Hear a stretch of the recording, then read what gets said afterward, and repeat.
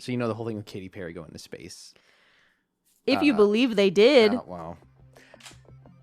Her reaction, the internet is a dumping ground for unhinged and unhealed.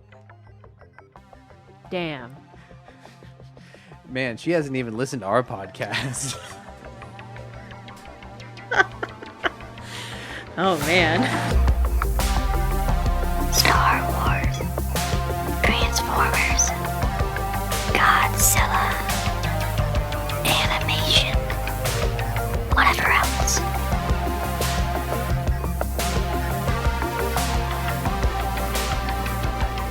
Rebels, robots, and etc. That's just like a good review. It's a dumping ground for unhinged and unhealed. I think that's just such a good review for anything. Transformers movies, Fandom menace. Star Wars fandom. Oh, man. This podcast. Athena. Athena for sure. That sounds like something Luthen would say about the Empire. It's a dumping Or the ground for rebellion. unhinged and unhealed. I burned my life for a sunrise I'll never see. I burned my life for an IKEA meatball I'll never see. Nice. It's Starformers Night. Welcome to Rebels and Robots and etc. Episode 77, 1977. That's the year my Star Wars started. gosh. Oh my gosh. I'm Cameron. I'm Rachel. And this is our currently weekly chat about Star Wars and Transformers. whatever else we both want to talk about. But it is almost exclusively Star Wars right now. As we go through Andor. It's Month Door, everyone. Welcome to Month Door. Happy month. It's that time of Month year Door. again where every time anyone uses the phrase and or, it's just Andor. What? Huh? We're talking about Andor? Huh? What? Huh? Who? That video of DJ Khaled standing up really suddenly. I don't think I've seen Well, you're not very cultured. that. Okay. But before we get to so if you don't know, Andor season 2 is releasing 3 episodes at a time right now. It's doing 3 episode arcs that are a year apart. We're in the arc 2. But before we get to our review of that, we have our usual news, woos, and boos. It's kind of unclear right now whether woos and boos is a review of the information itself or whether it is actually a piece of news or not. But whatever, I realized last week I should have booed you listing off all of the anime studios that are working on Vision Volume 3 because I don't care. That gets a boo retroactively. See, I did that because I said if I don't take a screenshot of this, Cameron's going to go, oh, who's in the season? We don't, neither of us, and I don't think any of our listeners, you guys can correct me, know anything about anime studios. Athena's an expert. I see. The cat who knows everything about anime. Yeah. Academy. She's a meow-aboo, weeaboo. Oh. That's nothing. Anyways, news, woos, and boos. What do you got, Rachel? I have 2 things that are not news, but they're things from last week. That I wanted also to talk have about. 3 things that are not Dang. news. All right, so the first one, because we talked about Niamos, the very popular club song, and I Yes. referred to it. This played in the club, into club. We back to all the into club. club. In the club in season 1. I should specify that was a brothel. So it's not I guess I should clarify that Come see, come see. it's not maybe really a club per se, but it was a brothel. So my bad. It's been a while since I've seen season 1, but it played at the brothel when Cassian was trying to find his sister, Yes. and then again at the wedding. Yeah, and Which it is also- is playing in Mandalorian season 3 when it cuts to Coruscant. Oh yeah, because Yeah. I think I went almost. Uh, But so kind of an interesting connection. That song played at a brothel and then at a political Ooh. child marriage. Yeah. Essentially- interesting. Mon Mothma technically selling her daughter for funds for the rebellion. Anyways, I don't know if it was Star connected. Wars is all fun and games until you think about the relationship with the women to the Empire Oh, does this pass the and the rebels. does this pass the Bechdel test?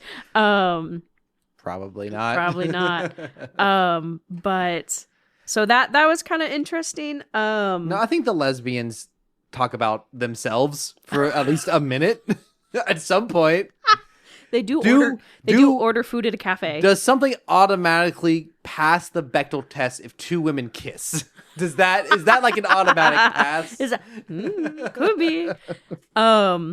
So anyways, also the fact that there's probably like 2 or 3 different remixes of Niamos. Whatever in-universe band wrote that, they're getting all of the checks right now. I hope it's the Cantina Band.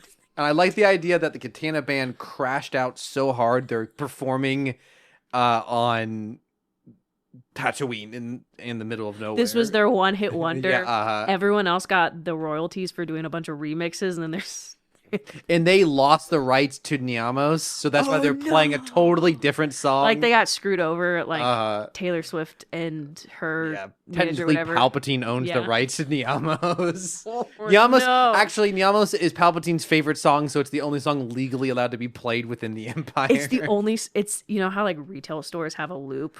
It's just 4 different variations of Niamos in the Death Star. Can you imagine? Retail workers' suicide rates have skyrocketed since Palpatine became Emperor. All Niamos, but not all for the time. reason you think. Everyone's like, I hear it in my sleep. Love it. So their iPhone alarm trauma. That gets a woo for me. That's great. Not a bit of news, but I caught up recently with an old friend named Kendall. Kendall is a big movie fan, especially loves Star Wars. I didn't say his last name or where he lives. Doxed.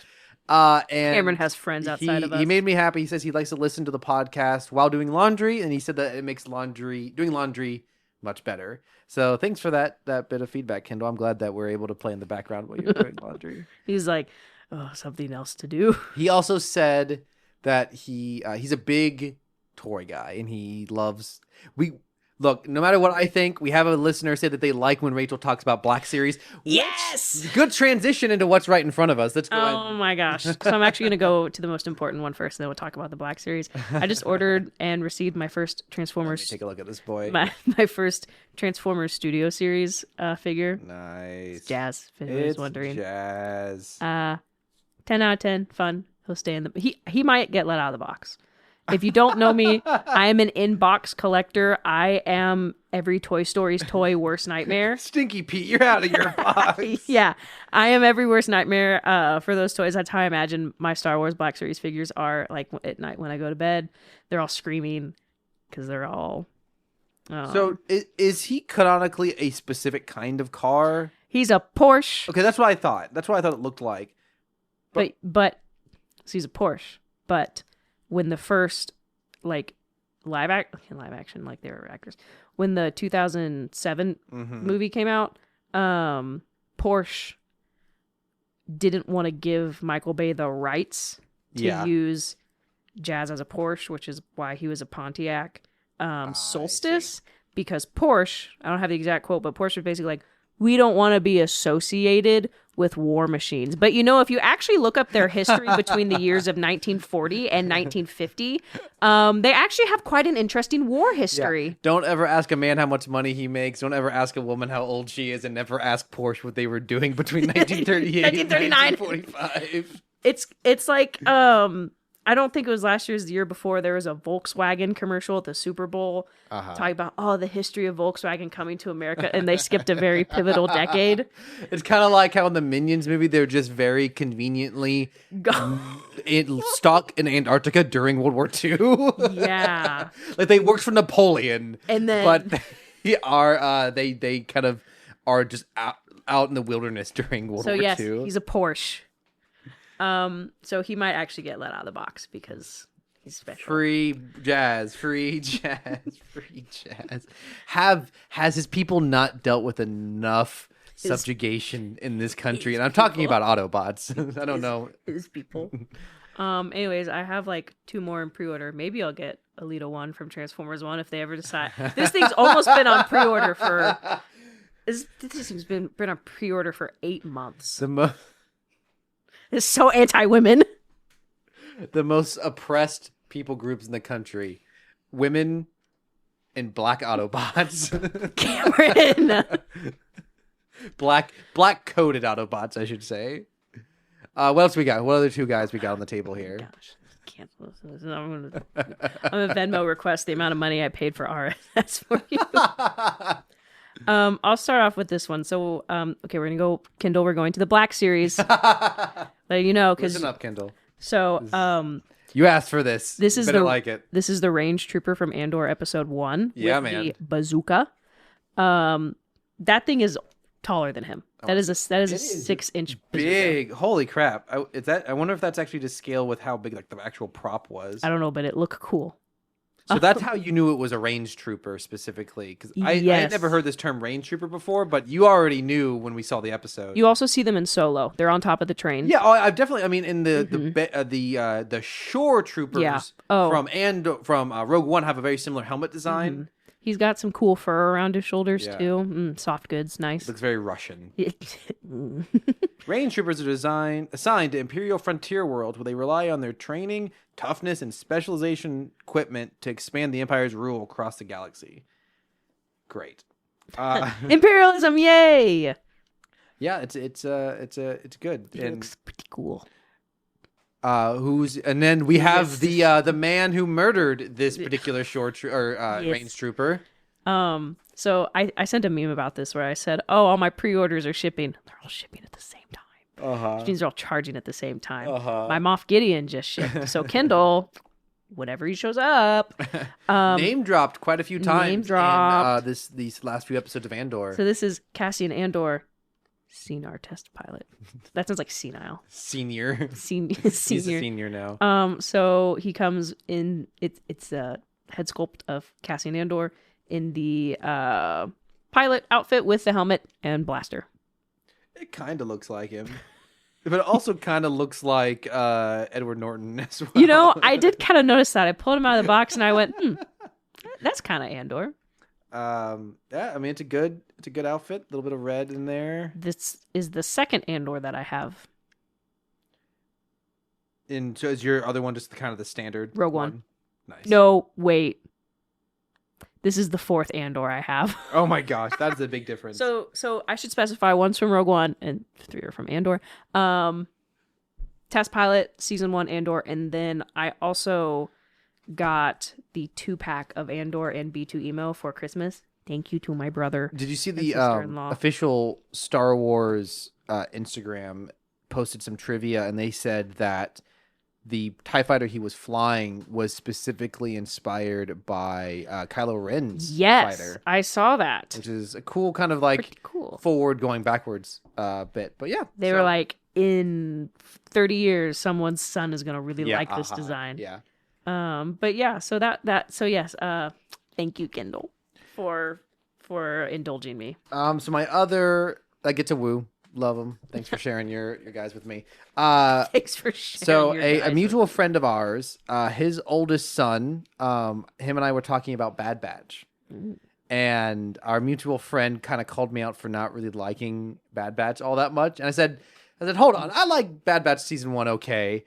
And I was like, I said I even like expected to not like Omega, but I ended up liking Omega quite a bit. And he was like, I hate Omega. And I was like, who do you like? And he was pretty much like everyone except Omega.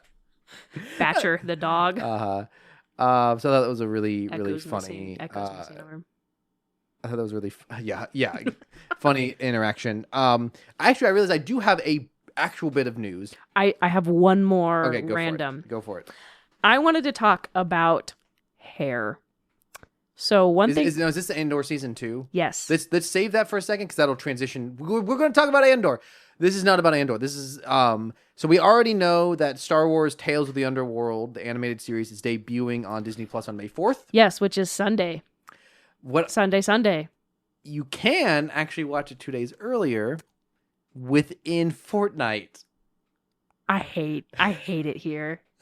I hate it here. Yeah, it will be available to view on the Star Wars Watch Party Island inside Fortnite beginning May 2nd. I hate it here, can't So there's that. So that gets a... That's a boo. That's a boo. That's a boo.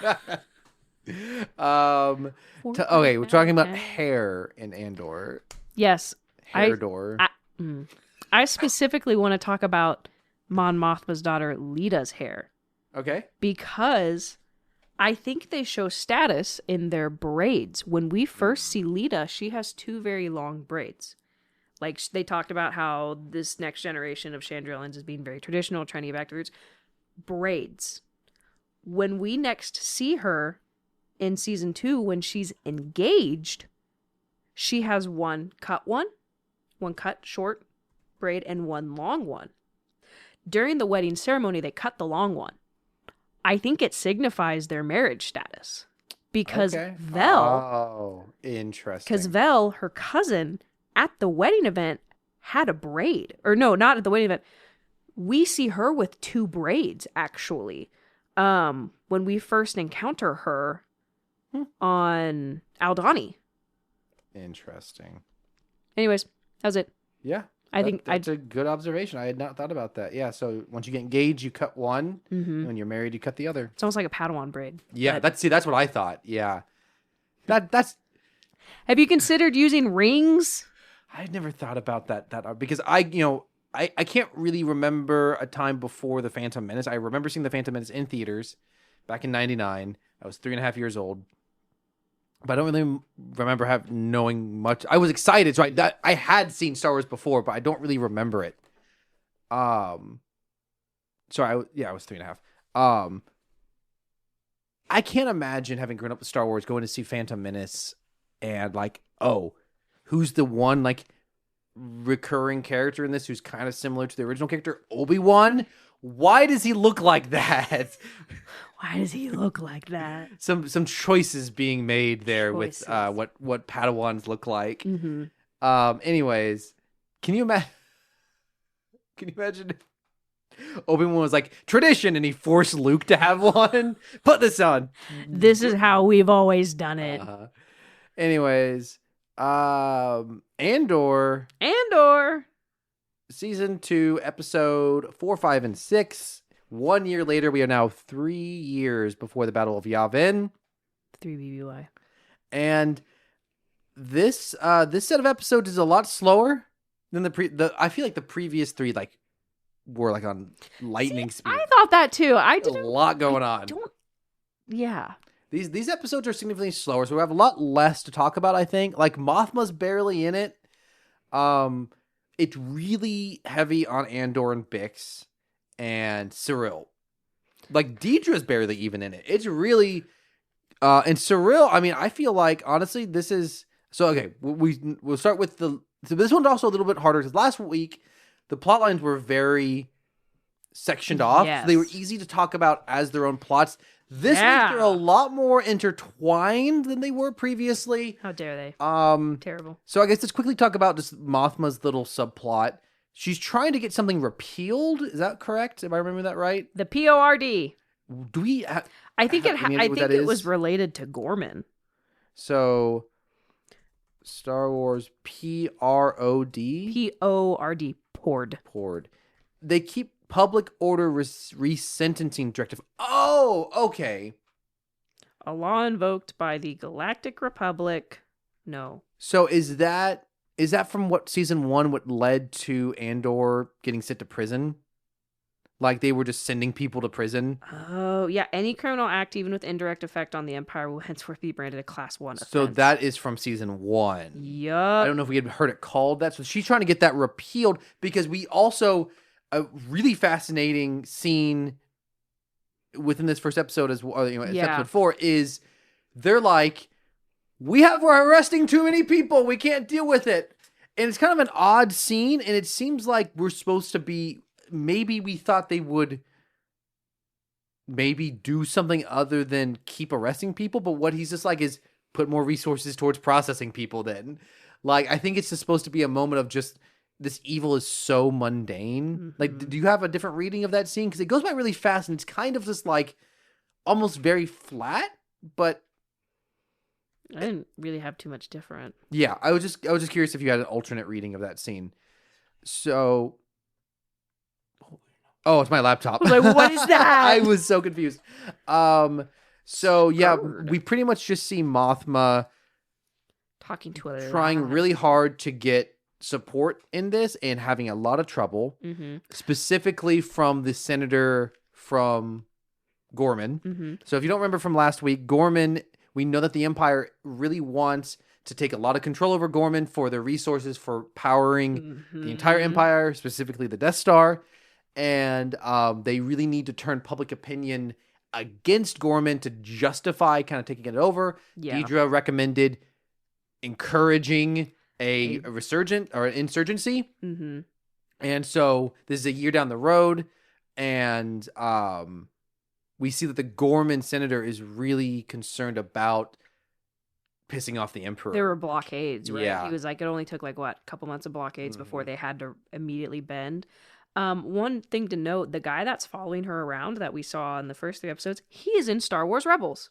Yes. Following on Mothma. Yeah. Erskine Samaj. I meant to bring that up. Yeah. Her little tache. He's a little cutie, honestly. Yes. So that's honestly, He looks like Rob Stark. that's Mothma's really only main scene by herself. Yeah.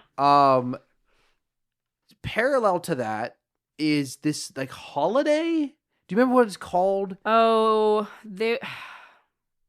no. It's like funding day or something along those lines. It was like, yeah, it was something to do with that, where a lot of the senators were going to be like vouching and like rubbing shoulders. Yeah, and it's not really explained exactly. But we got like their morning. Was it the CBS show? Yeah, it was literally called Good Morning Coruscant. And it's run by 2 drag queens, effectively. Like, they are, like, biological women, but they are dressed like drag queens. Very exaggerated. And it is a very bizarre scene. But that kind of feeds into one of my big notes, which is probably my favorite thing about these 3 episodes is we see a lot of just normal life. Yeah. Which I realized, in talking to a friend about this, is Star Wars has always been really big picture. Mm-hmm. It's wars, it's battles, it's the Senate, it's people in crisis. Like the most, like, especially like if you look at the original trilogy, they're on the run for the entirety of Empire. The only little bit of normal life you might get is on Cloud City, and even that's on the higher levels. On in episode 6, it's Jabba's palace, it's Endor, and it's the Death Star. Jabba. And Dagobah, same thing with Empire.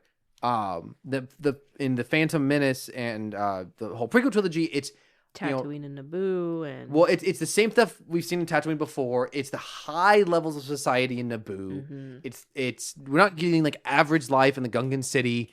It's the high levels of Coruscant. You're not seeing normal life. The closest you get is on Tatooine in the beginning of episode 4, and even then he's like isolated as a farmer. This, we see a convenience store. We see people watching television. We see an apartment. We see people shopping. Andor, at some point, he walks through the hallway of the apartment. He and Bix are saying, "Hear a baby crying. Hear people pumping music." Yeah, their doorbells are rang multiple times. Like, I feel like there's a lot more of just mundane life in this. We see, Cyril just going with commuting back and forth to work on Gorman. I just appreciate it. Like, I don't think there's ever really been a great place for it in Star Wars before. I don't think it's been lacking, but I think this show is doing a good job of incorporating it. Yeah. And I think that's really good for a show like this that is about normal people and their relationship to the Empire. I think showing normal life is a really good way to do that. Yeah. I'm still trying to find this talk show scene so I can... Is it episode... Okay, so I think I clicked on the 3rd episode, and it was right at the beginning, and I thought maybe that was... It was at the end of episode 2. Let's see. It was at the end. So the importance of that scene is... Okay, we'll talk about Bix later. So Mothma is in the midst of this holiday it was not fully explained, but seems to be the day... It's kind of like maybe like a big fundraising holiday for the senators, I think. And so there's people throw a lot of parties, is the conclusion I came to. You can hear somewhere. I hear a little. You scared cryptid her. drinking. I didn't mean to scare her. Doesn't take much. Are you thirsty? She's dehydrated, Cameron. It's hot. I'm dehydrated, Bob. We spent too long talking.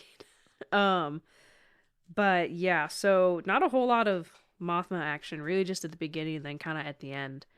And so. That's really And we'll probably talk about the main culmination at the end. Senate Investiture is the name of the holiday. So I'm guessing, I mean, you take that very literally, investing in the Senate. Yeah. That's like with the university that I work for that I owe loans to is like, you want to give money to our stuff? I'm like, Yeah. no. Yeah. It's like how universities have like giving day. days. It's kind of what it is. Yeah. And then I think we'll come back around to it because it's a fairly climactic sequence that includes a lot of different characters. She ends up at a party with both Luthen and Luthen's assistant, who I really need to have her name written down because she's really important to this sequence. Is that her name? I honestly don't remember her name. She's quickly becoming one of my favorite characters in this show. She didn't really stand out that much in season 1, but man, is she killing it in season 2. Let's see if I can find her here. IMDb. Andor. Couldn't remember the name of the show for a second. It is... Korea. No. Stupid. Yeah, sometimes it's hard to recognize these characters from their IMDb photos. Clea. Yes. Clea Markey.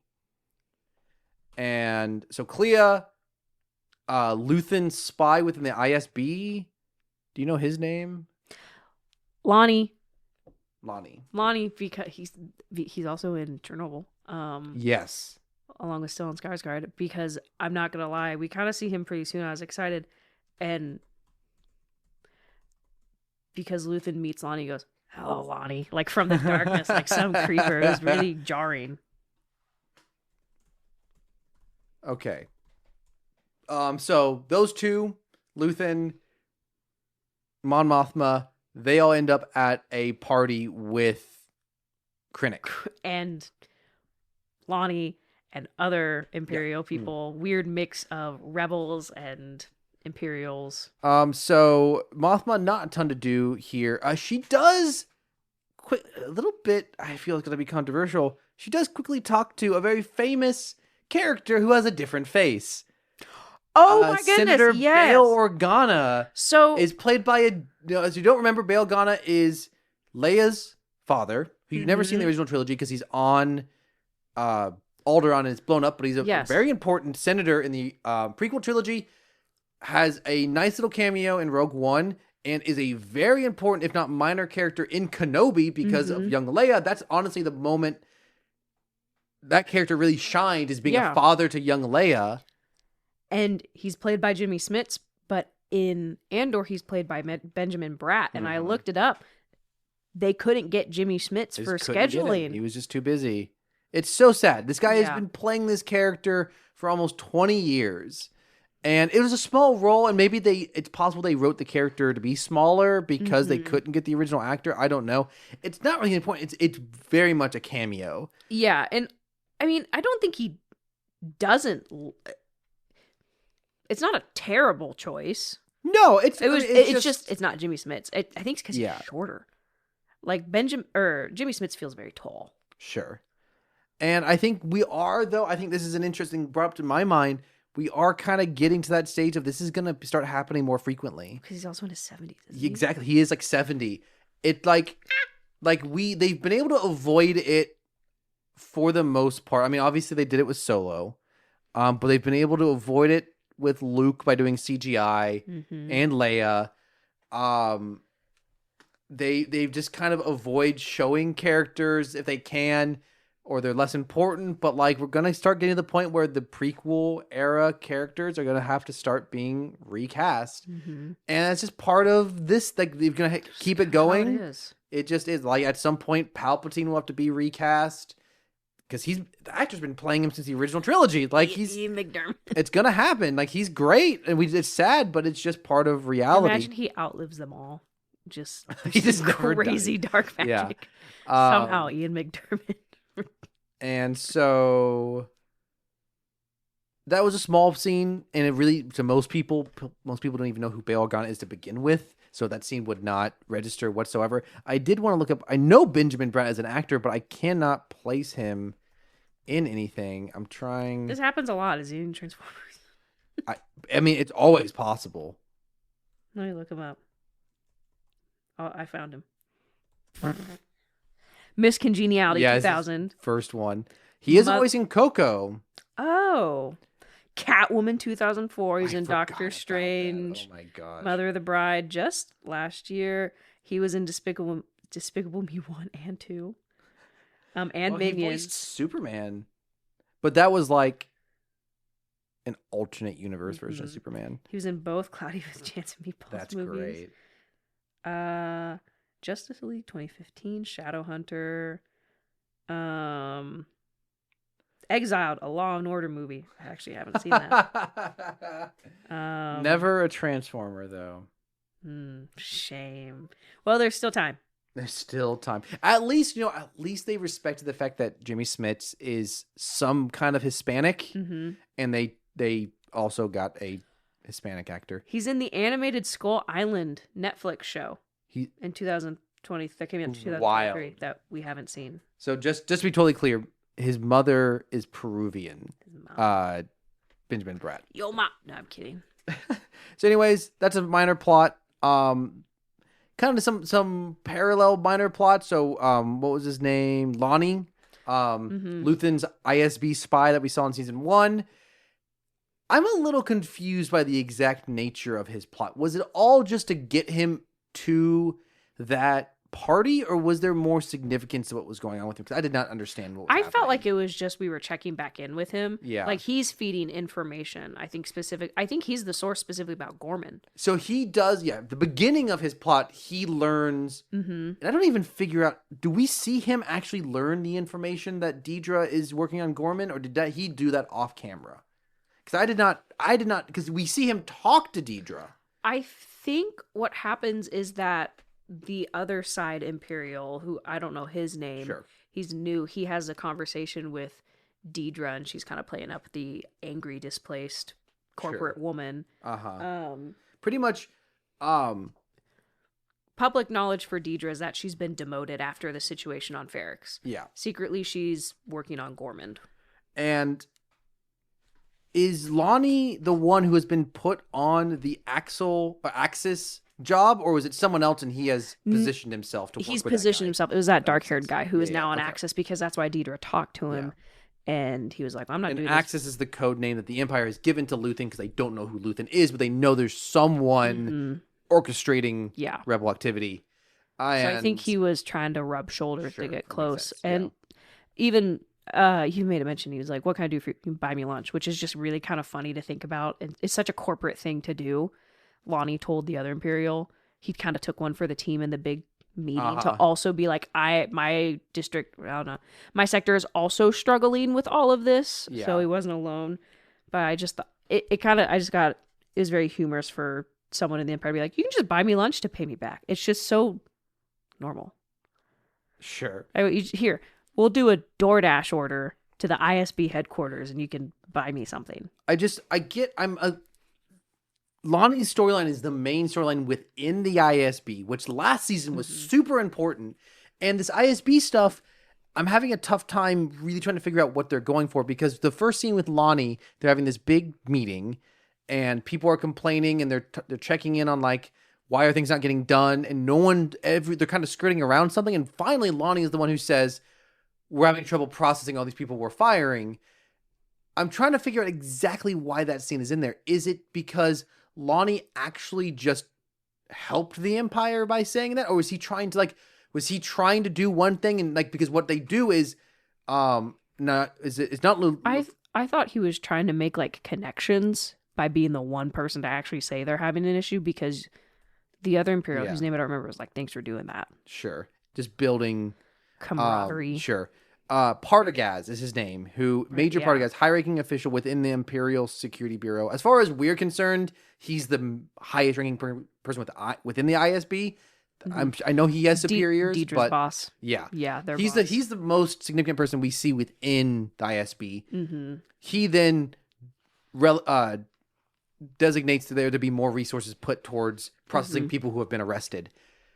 That scene just plays out so strangely. I've really having a tough time deciding exactly why that scene is in there. I feel like it's just bureaucracy. I think that's a big part of it, but it does kind of seem that potentially it's maybe demonstrating that Lonnie in being able to keep his job and his role and his there's a fine line he has to walk between not being too noticeable, but he does have to do his job well in order to keep it.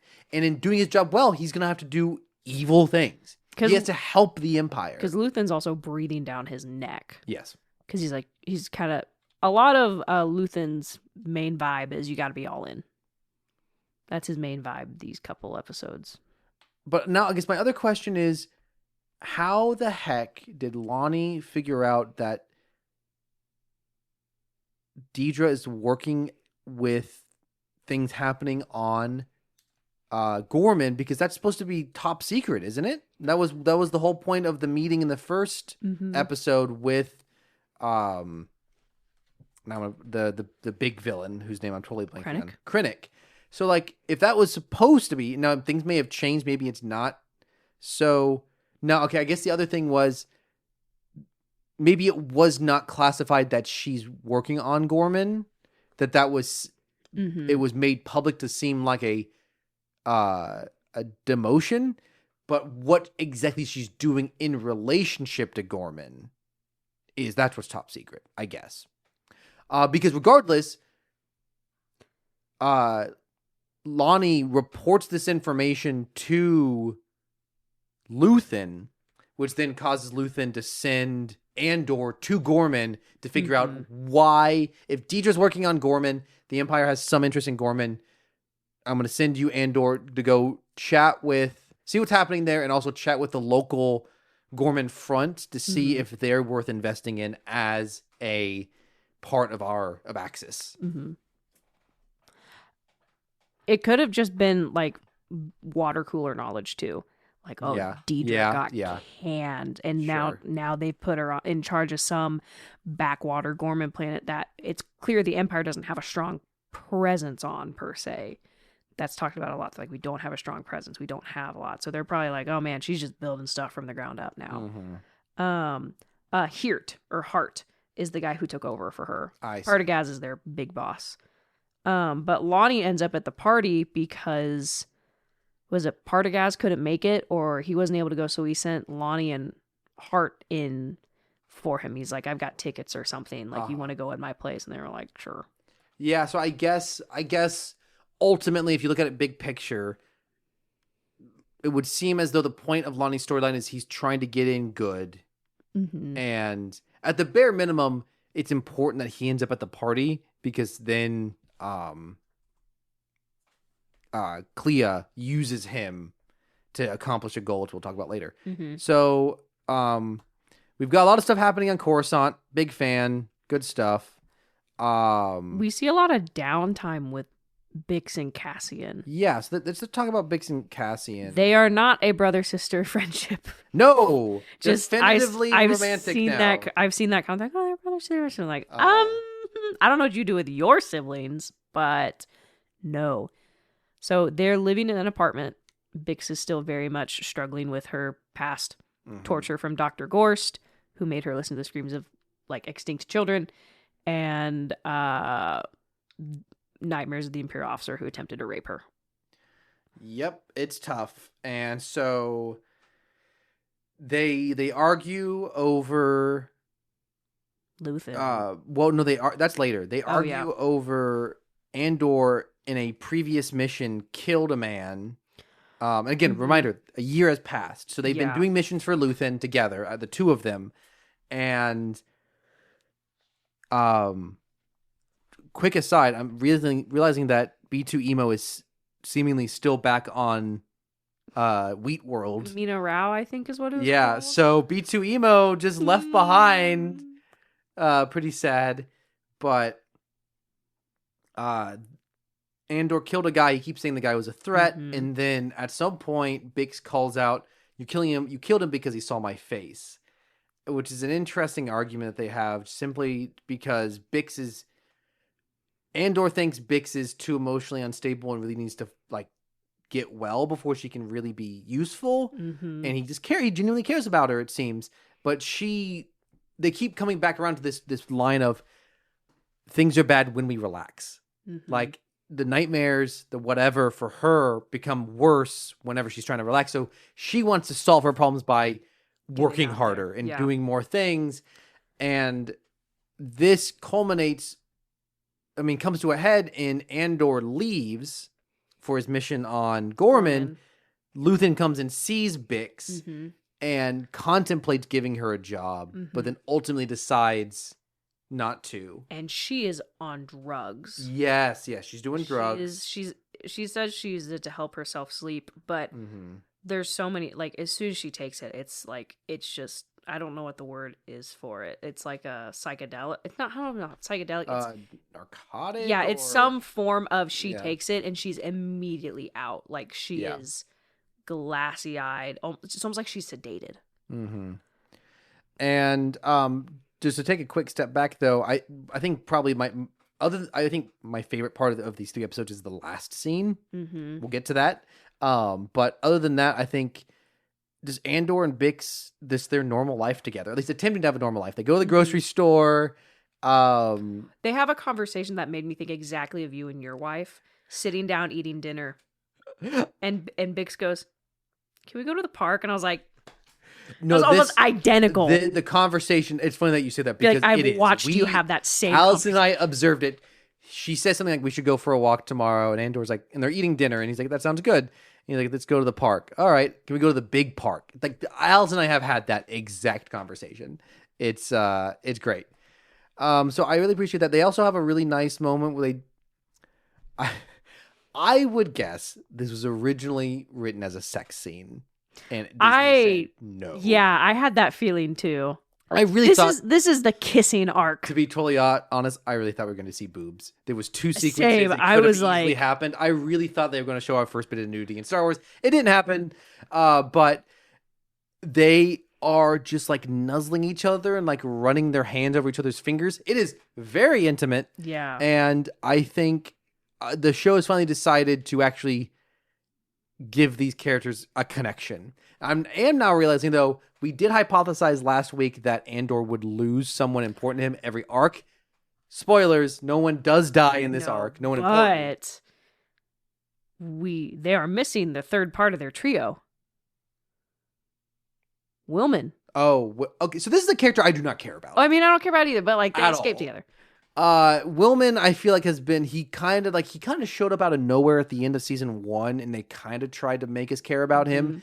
And then they try to do it last arc. Brasso's his son, or Brasso's his dad. Yeah, I just or don't like father figure. Care. Brasso was collecting fatherless kids like no one's business. And in this, I guess we can quickly talk about this. He has been sent by Luthen to go teach one of Saw Gerrera's guys how to work this like fuel extractor like thing. Rhydonium. We don't. I guess it's some sort of thing that can refine a material and make fuel out of it. But it's super dangerous. It's really, really difficult to do. You have to really know what you're doing in order to do it properly. It'll kill you. And pretty much, Willman was sent to do it for 1 day, and Saul's like, "You're here until you teach my guy how to do it." And that'll take a lot longer than 1 day. It's very toxic. It's the show then starts to build up tension of, it seems like Saul is going to just kill Willman whenever they're done with him. But it actually turns out that Saul was actually testing the guy that Willman was training as a potential traitor. This all leads up into actually what I'm now remembering is a really great scene, which is they go to wherever this resource is found. What was it? Calcite? No, that's Gorman. I think you're right. It was hold on, sorry. What is the resource on Gorman? Because it's different than the resource on Gorman. That's Calcite. That's pretty Calcite. sure. So this is Rhydonium. They were sorry, I'm trying to. Oh, you're good. You're good. It was an Imperial some form of supply place. Just a quick aside: if you don't remember who Saw Gerrera is, played by Forrest Whitaker, a major character from Rogue One. He ended up taking in and raising and training Jyn Erso. Guerrilla warfare. And he is like he's also a major character in Star Wars Rebels. He's an extremist, really. He's pretty much the classic. He's now the character they show in and they throw into any sort of rebel related. He's in Jedi survivor, right? Oh, get Saw Gerrera. Yeah, exactly. He's in Bad Batch. He's in Clone Wars. Yeah, the character originated from Clone Wars. So he's probably in more pieces of Star Wars media than almost any character. He probably is. So it's basically spaceship fuel. That's what Rhydonium is. Yeah. Fun fact, and we'll dive into this a little bit. Inhaling Rhydonium fumes can damage human vocal cords, potentially rendering someone mute. Exposure can also cause brain damage. Yes. And so there are 8 different patterns that Willman has to go through, and he's doing this in the rain, in the dark. And Saw Gerrera is just yapping up a storm. And I think he was doing it purposefully. I think he was trying to figure out how he could concentrate. He was talking to see if Willman was as good as he said he was about trying to do this siphoning stuff. And he is yapping up a storm. Which is quite a move. And I don't think you're wrong, but if in this machine, if you mess up, it explodes. Yeah, you die. And it would have killed Saw Gerrera, presumably. But so he's talking about how he first encountered Rhydonium when he was a This is wild, bro. slave. This is quite... This is pretty much... You can for the tell Empire. Forrest Whitaker is probably a classically trained actor and probably loves Shakespeare, because this is a very Shakespearean monologue. Yeah, it's a monologue. Some theater kid's going to do this as a monologue. And talks about how he was a slave for the Empire, and they were mining Rhydonium, and they didn't know how bad it was until people started getting sick and dying. And he was would burn their clothes, so they forced them to mine naked. And I was like, which naked miners from what is the name of the show? Chernobyl. Oh no! Oh my gosh, I didn't even think about that. But so he's hyping up Rhydonium, and so Willman manages to do it correctly, and he's basically wearing Star Wars PPE. PPE. Like the personal... Oh, yeah, he's wearing a gas mask. Yeah. And Saw Gerrera goes over and opens a flap and takes a deep breath. And Woman's like, how do you do that? And he's like... And he calls Rhydonium his sister, which is a really weird pull, because when he's first introduced in Clone Wars, his sister dies to the Separatists. Oh, I did not know that. I think... something happens and she dies. Ahsoka tries to save her, and it really messes with him. So I was like, well, that was really kind of weird. But with the situation that Rhydonium, or as they called it affectionately, Rhydo for short, can cause brain damage and impact vocal cords, you can tell this man has been huffing it like an expo marker. And he convinces Woolman to take a big old whiff too, and Woolman lets out this weird primal scream and is fully lost in the sauce, I guess, forever now. He says, Saw Gerrera, after huffing that stuff, he just grabs Woman, goes, "You think I'm crazy? Oh, yes, yeah. I am." And I can't imagine. Revolution is not for the sane. Look at us. Unloved, hunted, cannon fodder. Mm-hmm.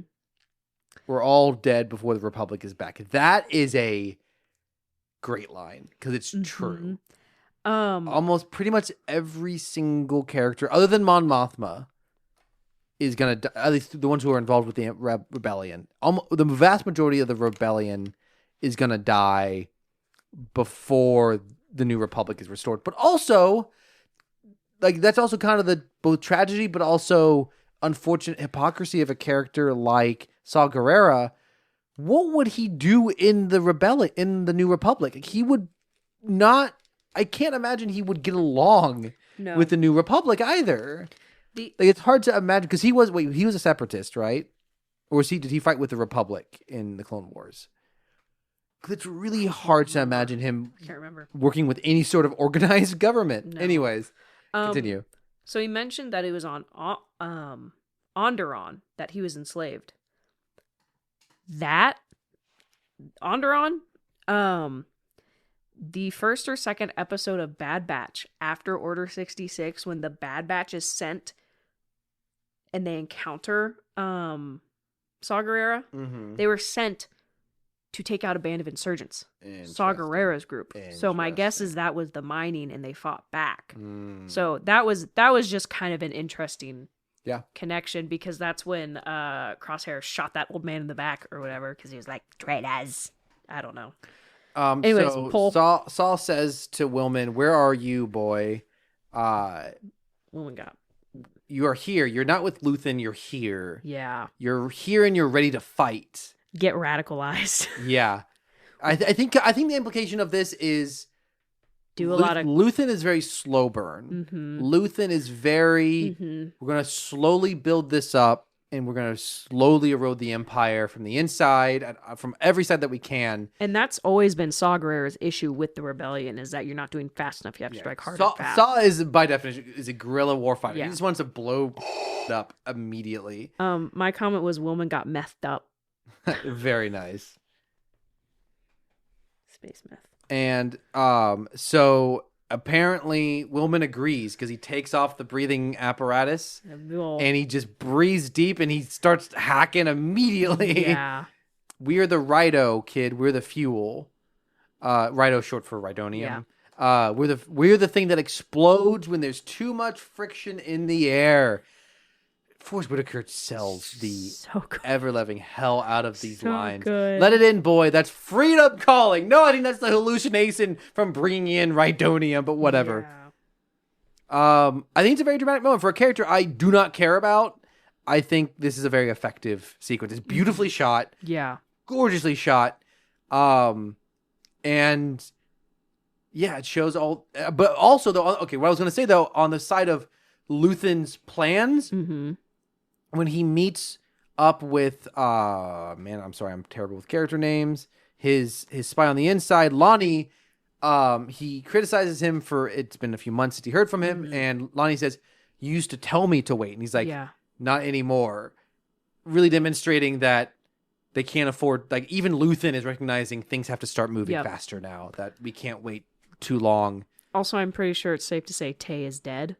Mon Mothma's friend. So yes. He dead. So if you don't remember, Tay was a friend of Mon Mothma's who had helped connect her with Davin Skolden, who will come up later, who's a very shady banker. Basically in-laws now. Yes. Their family. Now, yes. Mon Mothma needed a new way to start laundering money. It's Davin, right? Davo. Davo Skolden is a shady banker who can do such things, and his only price was an introduction of his son to Mon Mothma's daughter, and that resulted in a marriage. That was the marriage from the first 3 episodes, and at last 3 episodes, I'm sorry, you have to remind me of the name of the guy who's probably dead. I don't have his name written down. Tay.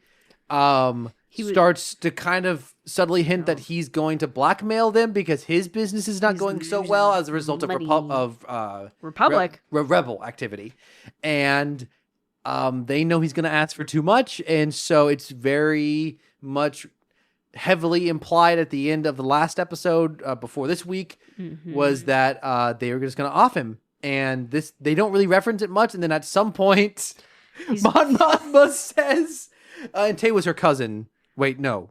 I don't know if he was actually her cousin because she said like childhood friend, but well, unless Chandrillans marry cousins, they could. I feel like it's like when you're like, oh, that's my I'm getting two conversations mixed up because she also asked about her actual cousin, who's the younger woman. Val. She says something about, "I've not seen Tay in a while." Is that what she says? Yeah. So it pretty much confirms that Tay is dead. Yeah. He probably did not survive his car ride home after the wedding. He did not survive. He was met with a very unfortunate mining accident to the back of the head on his way home. Oh no! Very unfortunate frontal car crash with no airbag to the back of the head. Interesting. When the airbag went off, a bunch of bullets came out of it. He died of lead poisoning. It was a car accident. It's the lead poisoning. It was a high level of lead. You know that old lead paint? Yeah, he's eating paint chips. He peeled it off the wall for a snack on his way home. He fell 3 inches to his death on a knife. In the back? In the back of the head. And so that leads us around, I think, to... Okay, so we have 2 plots we haven't talked about. Let's talk about... Man, it was quickly becoming number 1 on the call sheet for me. Funny. Our man, Weasley Ratman, who has somehow become the heart of this show. I don't hate him as much as I dislike He's Crosshair. way more likable. Cyril, they kind of changed his pronunciation. He has now moved to Gorman. For the business standards. I see. Wait, I have it written down. Let's see here. He is the division chief of the Bureau of Standards on Gorman. Gorman, very famous for its silk and clothing as made from spiders, these giant spiders in their web. At first, we learn from a call with his mother he quit his job, took the job here.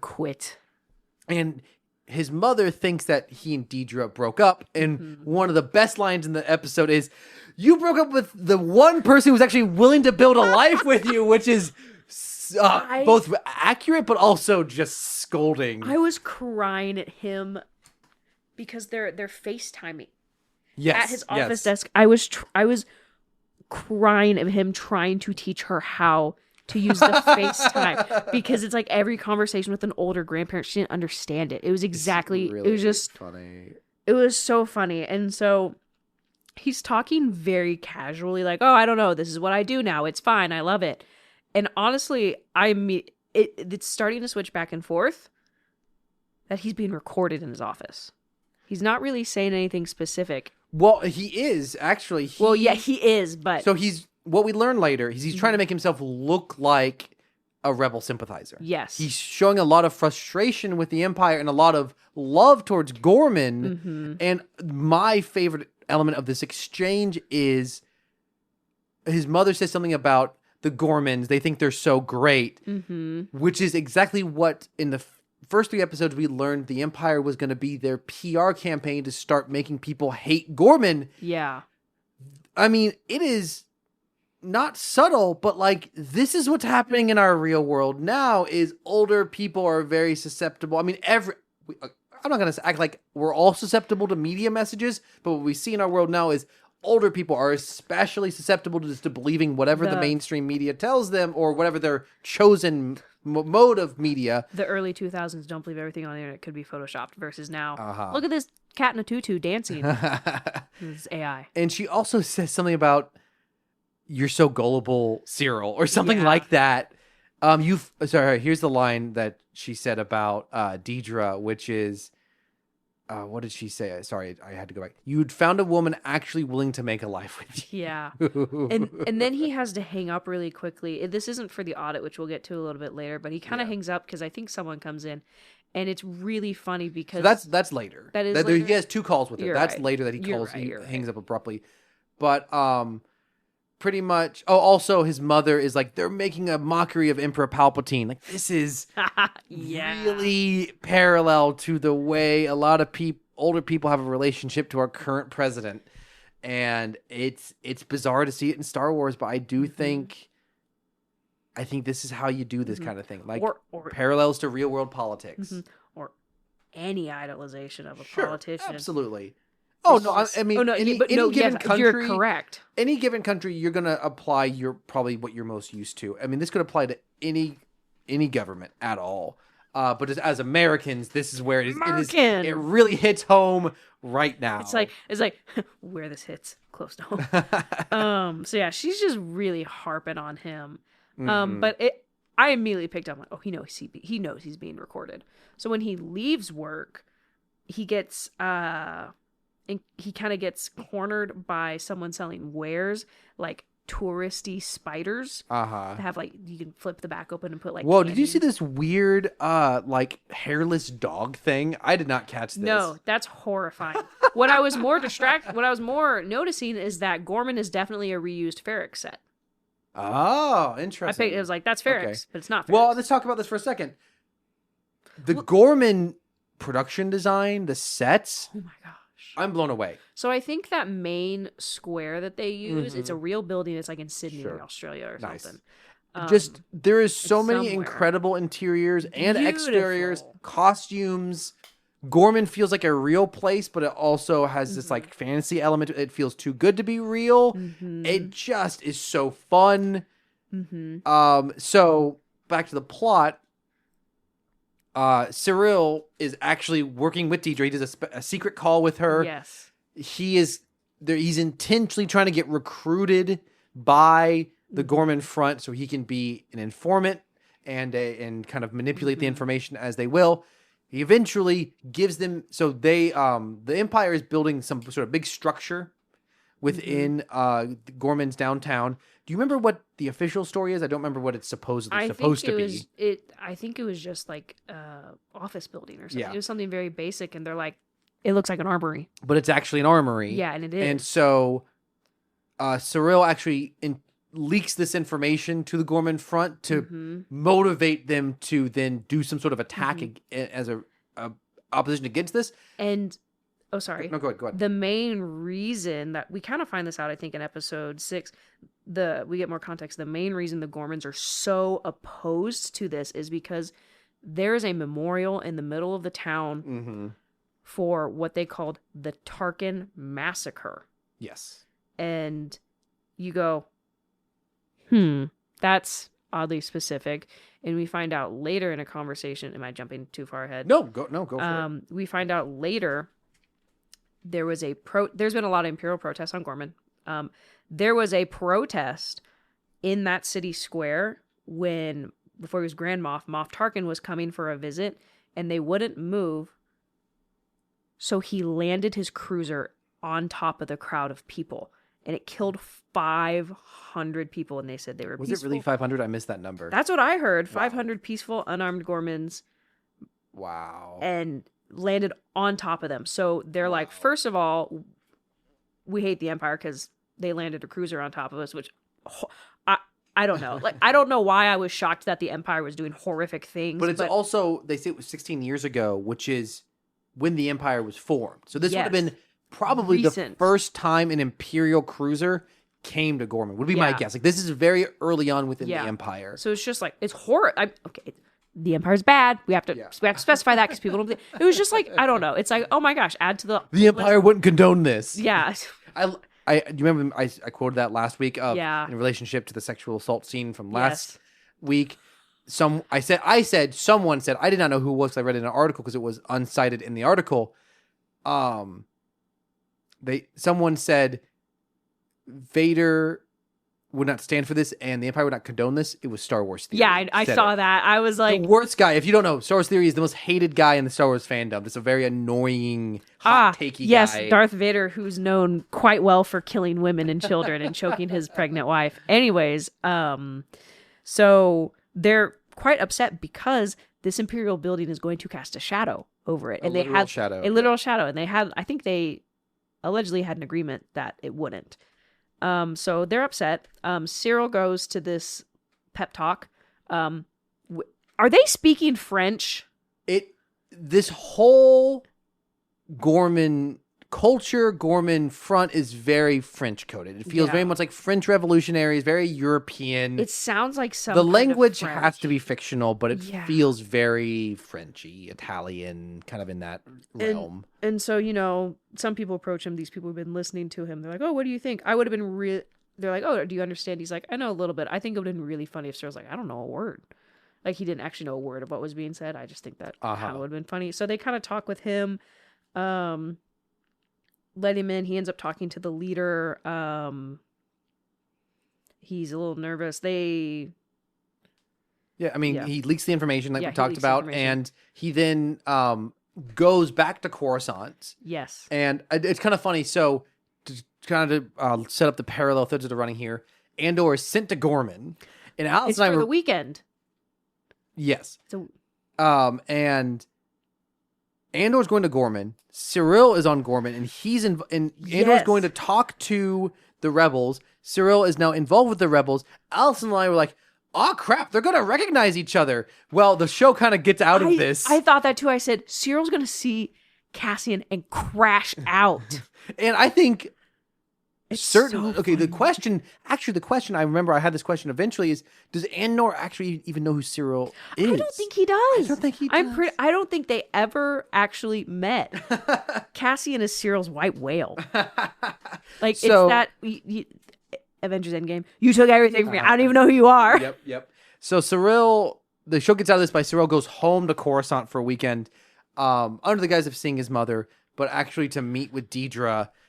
I know what you're reacting to. We'll get that in just a moment. He has a meeting with Deidre and her boss, Partagaz. And Partagaz is pretty much like, we need to let them win a battle so that they become a bigger problem, effectively. We need to let them taste victory. So the whole plan is to leak this accurate information and let them win. Or play it. Which is wild. Go ahead. The Gorman rebels are playing checkers, but the Empire's playing chess. It's really interesting that this is their plan, because when Andor gets there and hears they have this information, he's like, their whole thing is they leak false information. So they are one step ahead of Andor in giving them accurate information on purpose to let them win. Like, it is so devious that Andor has no way of seeing through this because how would you? Like, it's like they are doing the Gorman Front is doing exactly what the ISB wants, and it's great to watch as a viewer because it's compelling. Well, and in this conversation, Partagaz is like, "Good job, Syril," and he leaves. And Syril looks at Deidre and he's like, "What does it say? Is it sad if I say this is the happiest day of my life?" And she just looks defeated.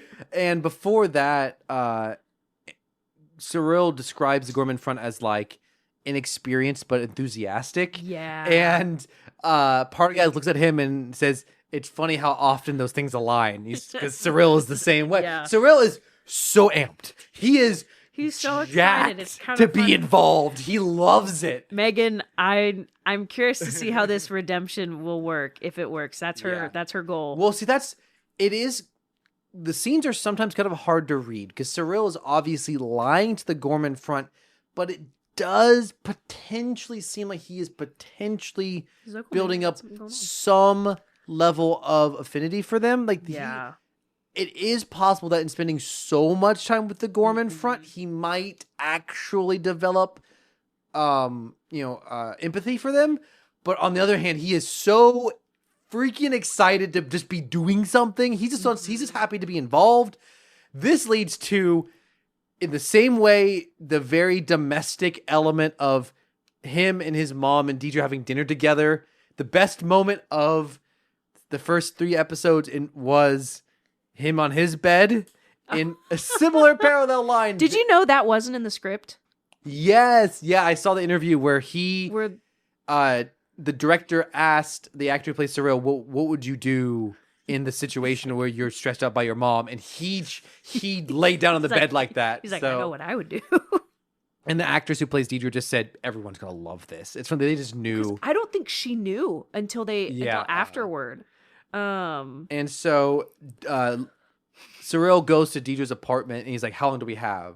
And she's an hour. And he's like, only an hour. And then they have a conversation. He's like, turn off the lights. No, and so they do this really weird like kiss thing where they're like they almost like touch cheeks in a way when they I'm gonna bring it up real fast because I was like, man, physical touch is the absolute bottom of both of their love languages. And I was just like, that's kind of weird. And so he's like, only an hour, and she goes, turn out the lights. And he kind of stutters and she just goes, turn out the lights. And the lights turn out. And you're like, I was like, oh my gosh. My next comment, I stand corrected. Physical touch is not at the bottom of their love languages. This is the kissing. The kissing arc, Cameron. When she said turn out the lights, I thought it was possible that she was saying turn out the lights so we can communicate just in case someone's watching us, that we can be in the dark. And then he turns the lights off and the scene ends. So there's really no other implication than exactly what you're thinking about right now. And it is hilarious. It is so... Also, she says turn out the lights. And so when he walked in, he said... She said, have you been careful? And he's like, yes, I've been very careful. And she says, I know, I had you followed. Oh, he was like, you had me followed? And so then she says, turn out the lights. And he said, I can't believe you had me followed. She's like, turn out the lights. He's a little turned on by just how powerful she is in relationship to... Yeah. I know this is hard because I think on the one hand, I can understand, listener, that you would think that we're insane in the way we're describing this. We are insane. But it's just... I am such a fan of tonal balancing acts, and the fact that this show, in my opinion, is totally pulling this off is incredible. I'm trying to find this kiss that you referenced. It's like right when he walks in. So it's just kind of the awkward cheek kiss. Well, that's exactly what I was like, man, they really are not, wrong. But they also have not seen each other in probably months, if not a year. Oh, true. I hadn't thought about that. So and that's kind of where it ends for them, right? Yeah, we come back around to Cyril a little later, but that's the main. They has one more scene. Kind of the show has two climaxes, effectively. No pun intended. Maybe it has three off. One of them being off camera. But, anyways, Andor gets to cosplay as a clothes designer. He looks so good. I just wrote Cassian drip. Also, speaking of drip, though, real fast, I wanted to not gloss over this. Cyril is hilarious. He's dressing like a local in a beret. Oh my gosh, this yes. outfit. He looks adorable. It's great. I love it. Waist snatched. You would think, if you just kind of cut in, you would think you were watching a Wes Anderson film. In the shots of him just walking around Gorman, it's so beautifully shot. It's so colorful. The costumes are great. So Andor, Luthen sends Andor to Gorman to kind of just like scope out the situation. And he meets the rebels, and he immediately picks out who they were. He knows they're following him. And he really almost harps on him. He's like, way you're... So they were supposed to meet the next day. He's sitting at a cafe, and one of their leaders, who kind of seems to be kind of into Cyril, to go back a step. The daughter of the main seemed kind of into him.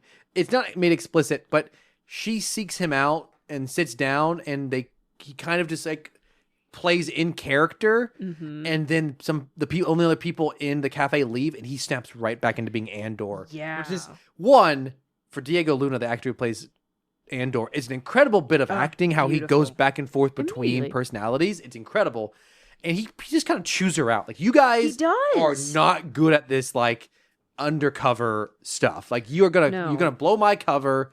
You're too obvious. You're having me followed. I can tell.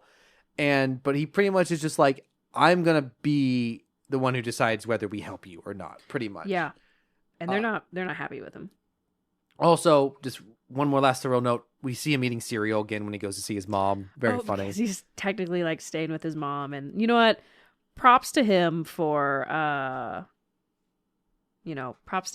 dealing with that. Kind of living a double life from his mom. So pretty much Andor just talks to the Gorman front and gets a bunch of information, pretty much keeps chewing them out for being amateurs. But they're honest with him. They're like, we're not statisticians. We've never attacked anyone. We've never actually done action before. We need your help to plan on. They want to hit. They want to. The kind of big conflict between them and Andor's philosophy is they want it to be a statement. Yep. Luthen's whole thing is to not make their activity seem like rebel activity, make it seem like criminal activity. They want to broadcast it. But the Gormans want to make a statement. They really want to show that they will stand up to the Empire. They want to hit one of the shipments bringing in the weapons. They want to prove to everyone on Gorman that the Empire is lying. Andor's like, that's not how we function. Terrible idea. You want to be seen. That's not how we do it. And so he goes back and reports this to Luthen and says, Luthen, don't get involved. It's not worth it. Luthen disagrees. He really thinks Gorman, pretty much the impression we're getting is Gorman is actually a very influential city, very wealthy, has a lot of political pull for whatever reason. And so he sends Mon Mothma's cousin, you have to remind me of her name, Vel, to do what they want. She's going to help execute, along with Cinta, her and Cinta, who, if you don't remember, are in a very like loose relationship with one another, but Val, it's Val? Is it just Val? Vel, thank you. Vel really wants a relationship. Cinta wants a relationship, but she's more committed to the cause more than anything, and she knows that being in a relationship at this time is just a bad idea. And it's also apparently something happened in the last year. She had an accident that she wasn't doing well. Oh, yeah. Which made me wonder, was it actually a real car accident that killed Tay and she was injured? It's never made clear whether the thing that happened is her taking Tay out or if it's a totally unrelated thing. But we'll come back to them in a minute. Andor goes home, learns that Luthen from Bix, that Luthen stopped in and talked to her, and he's real pissed. He's pissed that Luthen didn't mention it to him. Yep. So he knows that Luthen is going behind his back, trying to get Bix, do whatever he's going to do with Bix. So he goes to the art dealership to talk to Luthen, and Luthen's pissed. He's breaking all these rules. It's pretty much a moment of Luthen's like, look, you gotta commit to the cause, or you have to be in a relationship with Bix. You can't care about Bix more than the cause. He's like, I want her to be well, and so it's kind of, they're both kind of like conflicted, but they're both mad at each other. But they're kind of mad at themselves. They're both simultaneously mad at the other one for caring too much. Like, he's mad at him. Mm-hmm. Andor is mad at Luthen for caring more about Bix, caring more about the cause than Bix. Mm-hmm. And Luthen is mad at Andor for caring more about Bix than the cause, but Luthen is clearly mad at himself for caring about Bix, and Andor is mad at himself for caring about the cause. They're both kind of mad at themselves ultimately, but they're taking it out on the other. And he's also mad because Cassian came straight to his front door. Absolutely. But Cassian said something that he said, Cassian says, it would be just as easier if I was alone. And I was like, that's a dangerous thing to say to Luthen, who is the king of getting rid of loose ends. Sure. Which I don't know if he would do that to Bix, but I was just like, hey man, you should watch yourself. And Luthen is also... It's 10:05 p.m. and it's time for... See, my cat sprints to the food as soon as he hears a single piece of food. Look at that fatty. She's just hanging out. She didn't even move. She popped her head up. And Luthen is also stressed because one thing we kind of forgot to talk about, which we will talk about at the end, is that, so this Davos Skolden, in-laws with Mon Mothma and Perrin, they have a listening device in his art gallery that he has plans to show. So we'll come to that in just a second. Okay. The last thing on Andor I wanted to say was he concludes his conversation with Luthen by saying, you want my blood? You help me work this out, as in help Bix stop being a drug addict and get through her crap. Yeah. Luthen says, things are coming up. Like, so pretty, he brushes him off. It's not really important because Luthen's like, so Luthen is always coming up with explanations. Alibis. That, like, his whole thing is, if anyone asks about what's happening, you have to have a lie ready. So as soon as Andor walks in, he's like, the first thing he says is like, you're here because you're returning this medallion. You're returning a medallion that Clea bought, then it dropped from the shipment yard or something. Thank you. It's crazy. And so Andor says, you want my blood? You help me figure this out. And Luthen just pauses for a moment and says, thank you for the medallion. Thanks for coming all this way. He pretty much just goes back to the lie. He's kind of just going back into character. He's like telling him leave pretty much. So the other major plot that we can come to before we come to the big climax at the end, you were explaining. Well, there's actually kind of two things because we have to finish out the Gorman one too. I think we can. Part of the I think I think kind of compare. Conclude our conversation by wrapping up the climax. Okay. Let's talk about what's going on with. So Luthen's Clea. already stressed because they have a listening device in one of these art pieces, and Davos Skolden has discovered that someone sold him a fraud art piece. It wasn't Luthen, but they hear him say he's going to have everything inspected and recertified, which means that if they don't get the listening device out, they will find out there's a listening device in the piece of art that they sold him, which is a huge issue. Yes.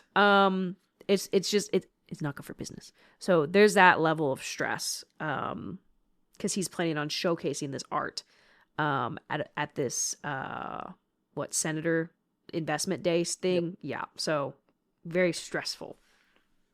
And Luthen's already having a terrible time. So that results in Luthen and Clea going to this party.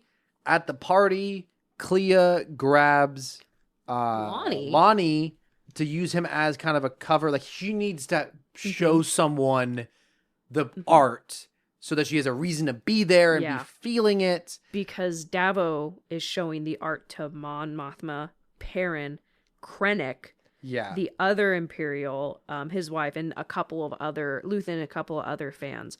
One thing that I thought was kind of interesting, because Lonnie saw Clea and recognized her because she was Luthen's like, what are you doing here? And she was like, well, first she has two things. She's like, don't worry, they'll think we're flirting. It doesn't matter here. Then she's like, you came to the store to find something for your wife.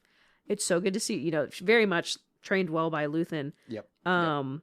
And Clea is such a great mirror to Luthen. Yes. Because to take a step back, a scene that is in my memory now, it's standing out to me, is when Clea informs Luthen of the problem of the microphone, he gets so mad at her because it was her idea to plant it in the first place and it didn't really result in much information. Yeah. And she's like, you agreed. Like, they have this great back and forth, and it's kind of fun. It's almost, I'm now realizing, this father-daughter relationship that she was kind of just around in the first season. She wasn't much of a character, but she has really blossomed into a fascinating piece of the narrative here. There is a really funny comment that we didn't touch on that I just want to talk about, because Lonnie and Hert are at this party as well, in place, I think, Partagaz, because he was like, I'm not going to go. Do you want to go in my place? And they're like, yeah, sure. Hert says he's thrilled. He's like, oh, this is a great opportunity. Partagaz looks at him and says, calibrate your enthusiasm, which is just, it's I got such a kick out of it. I laughed very loudly because it's very much, it's a curb your enthusiasm meme in Star Wars in corporate empire. So anyways, back to that's why they're there. They're taking Partagaz's place, which also explains why Krennic was there. Because it's like, oh, these two kind of lower ISB ranking guys showing up with Krennic.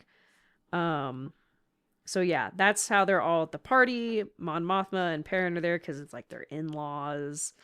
There was a comment where they meet up with them and the groom's mom says, oh, have you talked with the children since they've gotten back? And mom was like, no, I haven't. So does that mean they've been on their honeymoon for almost a year, or it's just a different trip? They don't say what they're getting back from. Question. It could be a year-long honeymoon. I guess I guess if you're married, it's not that bad. They're children. But maybe they live on Chandrila and now they're back. I don't know. So the big climactic scene for this storyline is that everyone on Coruscant, other than Bix and Andor, are in the same room, and it's great. And like they call out. Lonnie's like, "Do you know who's in this room right now?" When Clea explains to him that she needs to get this listening device out, and they're coming around the corner. They're approaching the rest of the group, including a bunch of actual Imperials are coming. And it's stuck. It's stuck, and Clea is having to rotate it so hard that her hand starts to bleed, which is a really great, like, nice visual metaphor for the commitment that they're giving for the Empire. It's very similar the way it's shot, as in like the end of the third episode, switching back and forth between this really high tension event. I'm like, man, how long has she been trying to twist this? It goes back and forth quite a few times. So obviously there's some, like, it's not going to be exact, but it's tense because Krennic is there. It'd be one thing if it was just like a bunch of rich people. Krennic is there, and he and Mon Mothma are kind of going back. Mon Mothma she must have been drinking, because she just starts going into a full political debate with him, and it's hilarious. Ben Mendelsohn chews the scenery. He's such a diva. I love it. He puts on that cape and he is Krennic. it's like he's possessed or something. So he does end up getting it out and everything works out, but it is a legitimate moment of tension. The actual artifact has a really interesting history. So I'm guessing, so we talked about previously about the race of people who they're human-like, but they have no eyes and they see through the Force. And they keep referencing that the people who made this piece saw vision as a disability. Yeah. And my best guess is that's the same race of people. So it's an interesting bit of and oh man, who is it that says it? Someone makes a terrible joke that they say that they see vision as a shortcoming. Yeah. And someone says, I know some people who would be like that. It's Krennic who says it. And Luthen does this forced laugh. It's just like, I just love the contrast between Luthen and Mon Mothma. It's just, Mon Mothma is just whoever she is. Mon Mothma is just herself. Yeah. And Luthen is the most fake person ever. And the character that he plays is just so darn funny to me. It's so good. And so then they leave, mission accomplished, no one's dead. Luthen and Clea are leaving, You know, they're like, oh, you know, kind of, and Luthen just goes, maybe we should have killed Andor. he says, we should have Krennic. killed Krennic while we were up there. I was just like, oh my god. So we're gonna go back to Gorman. Yes. Vel. No, is it Vel? Yes. Yes. Vel. VEL. I said Vel. Do I need to go get the Black Series figure and Vel hold it in front of and your face? Cinta. They help the Gorman front execute their plan to take out one of the tankers and get a bunch of weapons. The big conflict there is pretty much they're trying to get the Gorman front in line. They're like, we know what we're doing. You don't. You have to listen to us. Mm-hmm. If you don't, this does not work. And their big rule is we are the only ones allowed to have pistols. Well, one of these French one of them brought a blaster. They get into a fight with a citizen who I think was at the town hall meeting. I think you're right. He seemed to be involved. They're telling people, they're like, hey, there's been an accident. The road is closed. You need to turn around. And he's like, I'm not going to do that. And so he pushes his way forward, and this one Gorman front rebel pulls a pistol on him, gets into a fight with this citizen, and accidentally shoots and kills Cinta. And leading up to this, things have been really tense between Vel and Cinta because they're like, what are we? What aren't we? What is this? And they have a very kind of intimate moment where they kiss, they make up. They're like, they kind of have a conversation where they're like, I miss you. Yep. Like, we've been gone for so long. We kind of regret letting this distance come between us. And then Cinta dies, 2 hours later? And I'm very conflicted on this narrative. I felt they were the weakest thread in season 1. Mm-hmm. And in this season, I loved the moment when Vel sees Cinta is the driver for Tay. Yeah. That it's small, it's surprising, no dialogue, all the things you want from this show. Mm-hmm. Their sequences in this character arc, I think, are overly long, too much on the nose. They're just explaining their feelings. I feel like their conflict is too redundant from what's happening with Bix and Andor. We have 2 love stories of characters that are torn over being in the rebellion and having to sacrifice their love. It's just too redundant. In the moment they kiss, I'm like, well, of course one of them's going to die. It's the first time I feel Andor has been predictable. Mm-hmm. The show has been predictable. Yeah. I think that this time could be better spent with other characters. I just don't need this. I just don't think it's contributing much.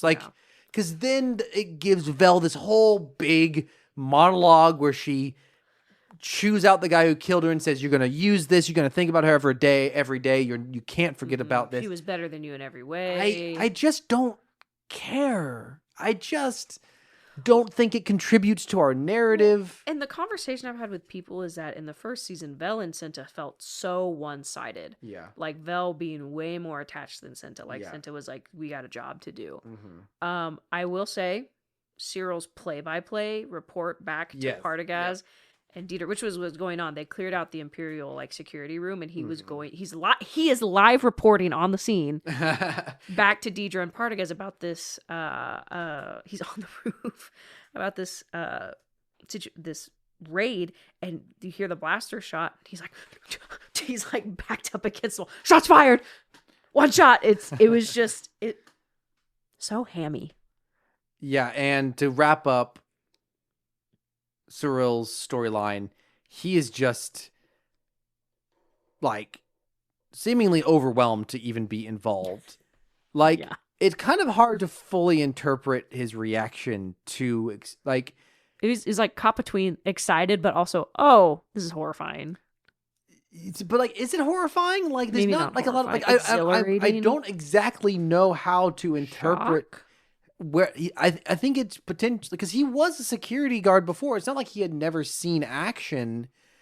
I don't know if it's just that it worked and he knows what's coming next. He knows that this is the beginning of a legitimate war here on Gorman, and he just pretty much sentenced all these people to death.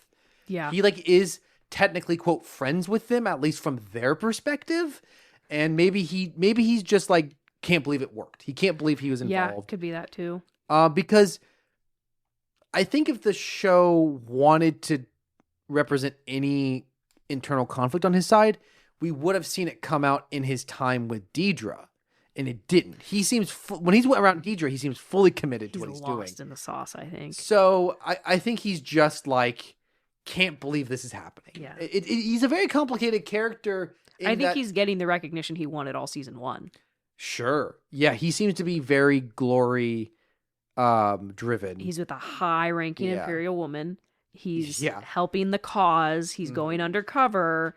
He's kind of he's like, I think, aiding justice the way he wanted to in the first season. Yeah, I think I draw this in contrast to what I just said about the plot line between, sorry, I look up the characters' names, Vel and Cinta.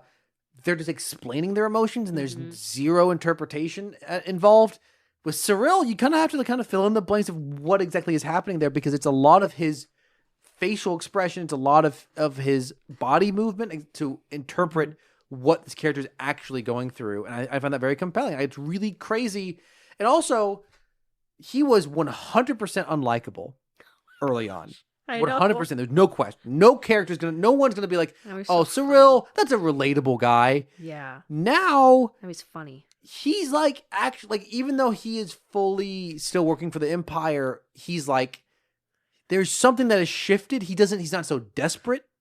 He's not so just like greasy. We're being gaslit by Tony Gilroy into liking him. Yeah, it's crazy the turnaround. Even though the character is not turned around morally, just the way he's being presented is wild. The kind of concluding thought on Cinta and Vel.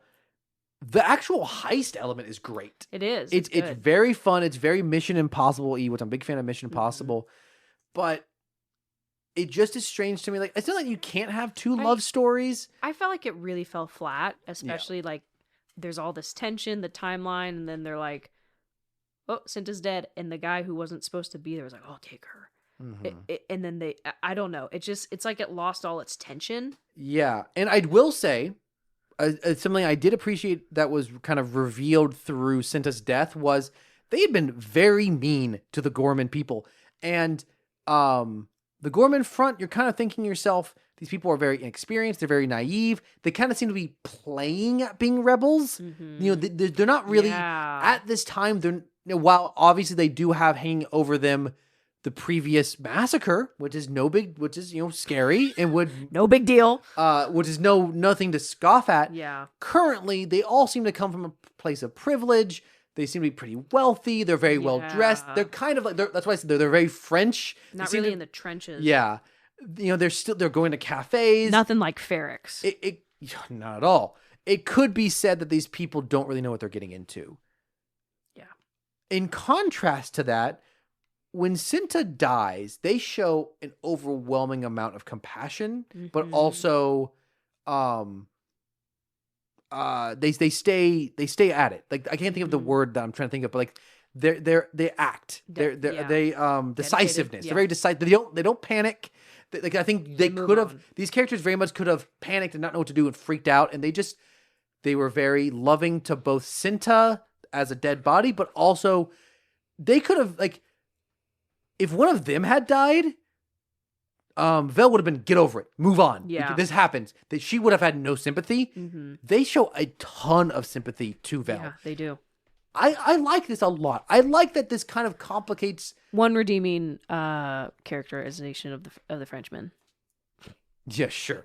But I think ultimately with Vel and Cinta, I think the reason it doesn't work is I do think it's included. I think they just want to pat themselves on the back for having a lesbian relationship.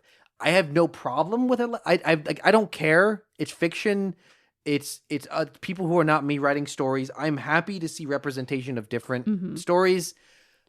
But when they spend this much time on it, these characters are the disproportionate element of how important they are to the story and how much play they get, how much they want us to really pay attention to the fact that they're in love. Yeah. It does kind of feel like, Okay. Look at us, including this lesbian story in Star Wars that's never been done before. It's like, I'm not impressed.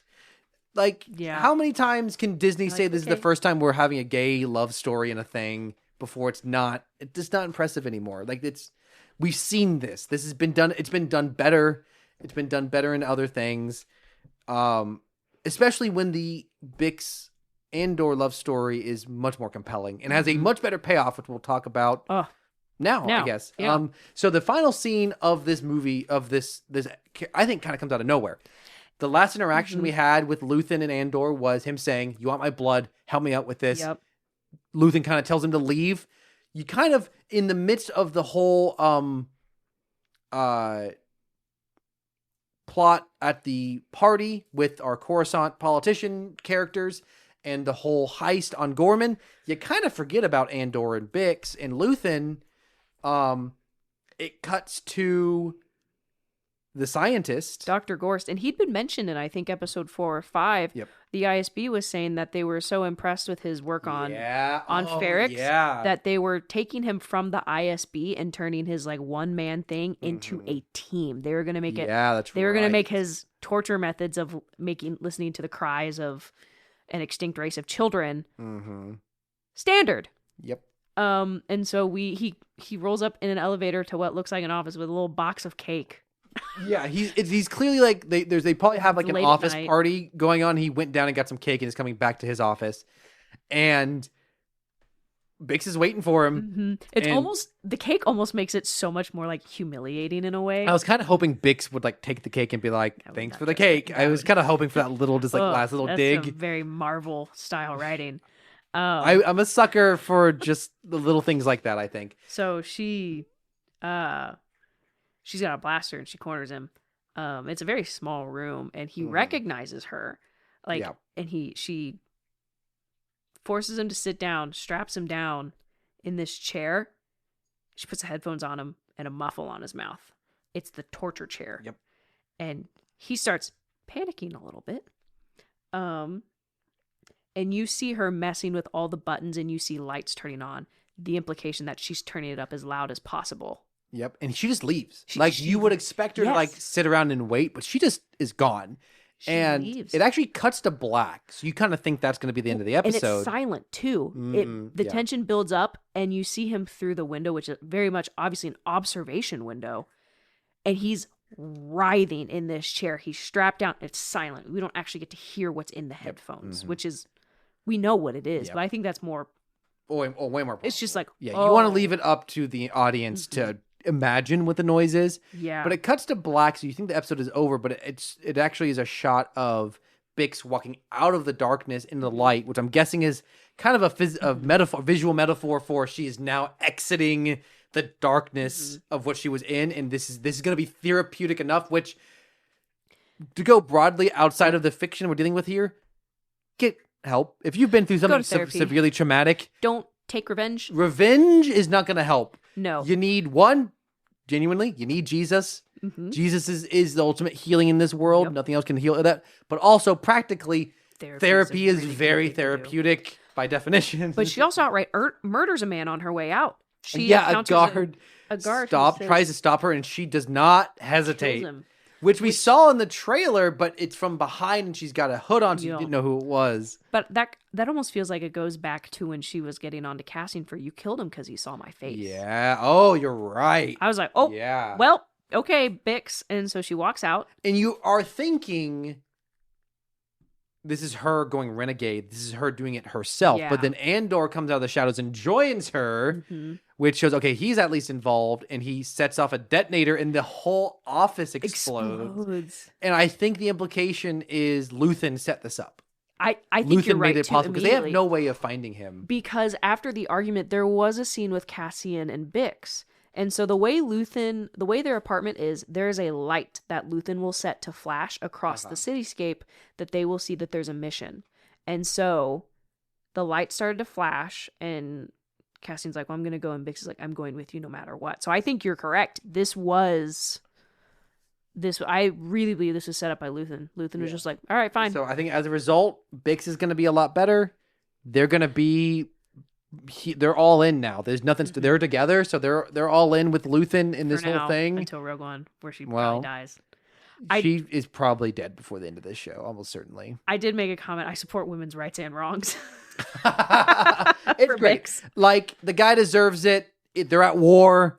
The Empire started it. Technically preventing a more horrific wave of torture. I'm glad you mentioned that the Empire was planning on making a whole division out of what his research. They were like, this kooky little guy is doing something really cool. He's not doing something really cool. He's doing something horrible. So I'm kind of up and down on this arc, but this is a incredible conclusion. This is a great final scene. Our favorite terrorists, our favorite war criminals. It's so good. Can we? Is that our Twitter? Is that our episode line? Our favorite terrorists are back again. Any big thoughts? Any big conclusions on this arc? I think it was a little slower than the first one, but I think like the climax paid off was pretty interesting. We're halfway through. So interesting to see what the next 6 episodes are going to bring. No gratuito. No, you're right. I feel like he's got to come in next arc because we see him with Cyril. Did you notice that safe room, or maybe it was his apartment, he was putting in a trip line? Who was? Cyril. I did not catch that. I think it was either his apartment or that safe room. We put in a trip line. Interesting. At least I thought that's what it was. I could have also been not paying attention, but... Yeah, I think this arc is a lot less coherent or cohesive than the first. The first arc, I think, even though all the characters are separated, it all plays together so well. I think it culminates really well. Yeah. I think the first bit had a lot to say. This is a lot more scattershot. This one's a little more experiential. We get to see more of the world. It's more world building, and I appreciate that part. I'll bet it's setting things up to jump in. Next 3 on Gorman. Still not super in love with Bix as a character. I think the actress is doing everything she can with the character. I just don't think, the character's been through a lot, but I don't think trauma is enough to make a character that compelling. I don't love that either. I'm like, okay, do we have to have the female character just have the worst trauma done to her? I think it's unfortunate. Like the first one, okay. The second one, okay. I was like, all right, fine. It's like a character trope, like traumatize the woman. So I do find myself caring. It's almost like when they talk about how women get fridged. Yes, exactly. 100%. But it's for her own motivation rather than other characters' motivation. I find myself caring more about the relationship that I did in season 1. And I do think it is obviously setting up a very heartbreaking element for Andor. I think this show is doing an incredible job of informing Andor as a character. And obviously she's a tie. She's like the last tie that he has at all to his just everything in his past. Because B2 Emo, screw him, I guess. Yeah. So I think it's like, it's not as bad as it could be, but it's also it's not my favorite part of the show. Yeah. As opposed to Cyril and Deidre, who I find so compelling because it is surprising. I think that's what it comes down to is this show is really good when it is doing surprising things. And the Cyril Deidre plotline is so surprising. So one thing in the Cyril plotline is that his office gets, the ISB comes to investigate because they're pretty sure there's listening devices, which they found. But it's funny because he's on a call with his mom, and they come in and he goes, "Mom, I have to go." And his mom doesn't even miss a beat. And she's like, "Okay, same time next week," which is funny because he's calling her every week. Like I'm pretty sure Deidre said she would make him do. Yeah, absolutely. But he's using it as a way for the rebels to the Empire. Yeah. So Cyril and Deidre continues to be my favorite part of this season. I mean, it kind of just... It's always true. The villains are the most fun. But also... Krennic. Ben Krennic's Mendelsohn. Great. Waiting on Luthen to really kick in. Being such a great part of the first season. He hasn't had a ton to do yet. I do love every time he yells at someone. It's great because he's never wrong. Yeah. But I do love his interaction. I think him and Clea are a very fascinating pair. Clea is such a fascinating character. She's doing one of my favorite things in Star Wars, which is clicking buttons and moving knobs around whenever she's listening to the radio. Love that stuff. I think that actress could have been a good young Leia. Sure. So absolutely. I've seen the theory where someone said, imagine that this is actually Leia. She's just doing this on the side before the rebellion. the character's too old. I know. That would be cool though. That'd be cool. Yeah. Didn't super love the young guy who was with Willman. Willman. Don't love Willman, Yeah. but it did. I think it climaxed really well. I think we know why Saw Gerrera is the way he is. I think if we're talking about surprising, Saw Gerrera is you never know what he's going to do. His outfit looked like he was wearing pajamas. He looked like he was wearing a big old onesie. So Saw's great. Saw's X-Wings, the white with the green stripes, is gorgeous. So good. Mothma, not as much to do this time around, but that's fine because she had an incredible arc last time. Give her some space to breathe. Yeah, absolutely. But overall, still very high level. We're in the middle. Shows tend to kind of sag just a bit in the middle as they're setting things up. I think there's a lot more setup in this. I mean, obviously the Gorman stuff is going to play heavily into the future. So this is very much setting up for things to come. Looking forward to that. All for the everyday daily stuff. All for Andor disguised as a clothes designer. So good. Him getting to play at very shiny, happy, and stupid is great. Mm-hmm. Again, pretty much everyone is just becoming Luthen, which is hilarious. It's fun. Any sort of big, it's not really a big action sequence this time around. The closest you get is the heist, which is pretty good, but not as like actiony, more like just like, heisty. Yeah. We get more of Luthen's ship, which I forgot how cool Luthen's ship is. Good. Big fan of that. Bigger Star Wars thought. I texted this to you. So when we were talking about, I cannot hold this character's name in my head. Krennic. When they joked about killing Krennic, I said though, if the Death Star doesn't exist, the original trilogy doesn't play out because the whole original trilogy is a result of them bringing the Death Star to Tatooine. That gets Luke involved and Obi-Wan involved. That gets Han involved and Chewie. Then Alderaan being blown up. Like, it's all very much based on the Death Star itself.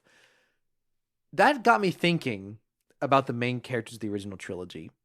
And after all the crap that these characters have been through, if they knew the Empire was eventually taken down by blonde, perfect Luke Skywalker, farm boy, loving his dad is what solves the problem, these characters would be so pissed. They'd be so mad. They're like, I gave up everything for this. Yeah, you think about it, like, really, the victory to the war was handed to our trio on a silver platter by literally built on the bodies of those who sacrificed for the rebellion. So, absolutely. So true. But, like, ultimately, there technically could have been no rebellion as long as Luke ends up in a room with Vader. Like, that's not to say Luke doesn't go through some crap. He gets his hand cut off. Yes. Like, he goes through a lot. Kisses his sister.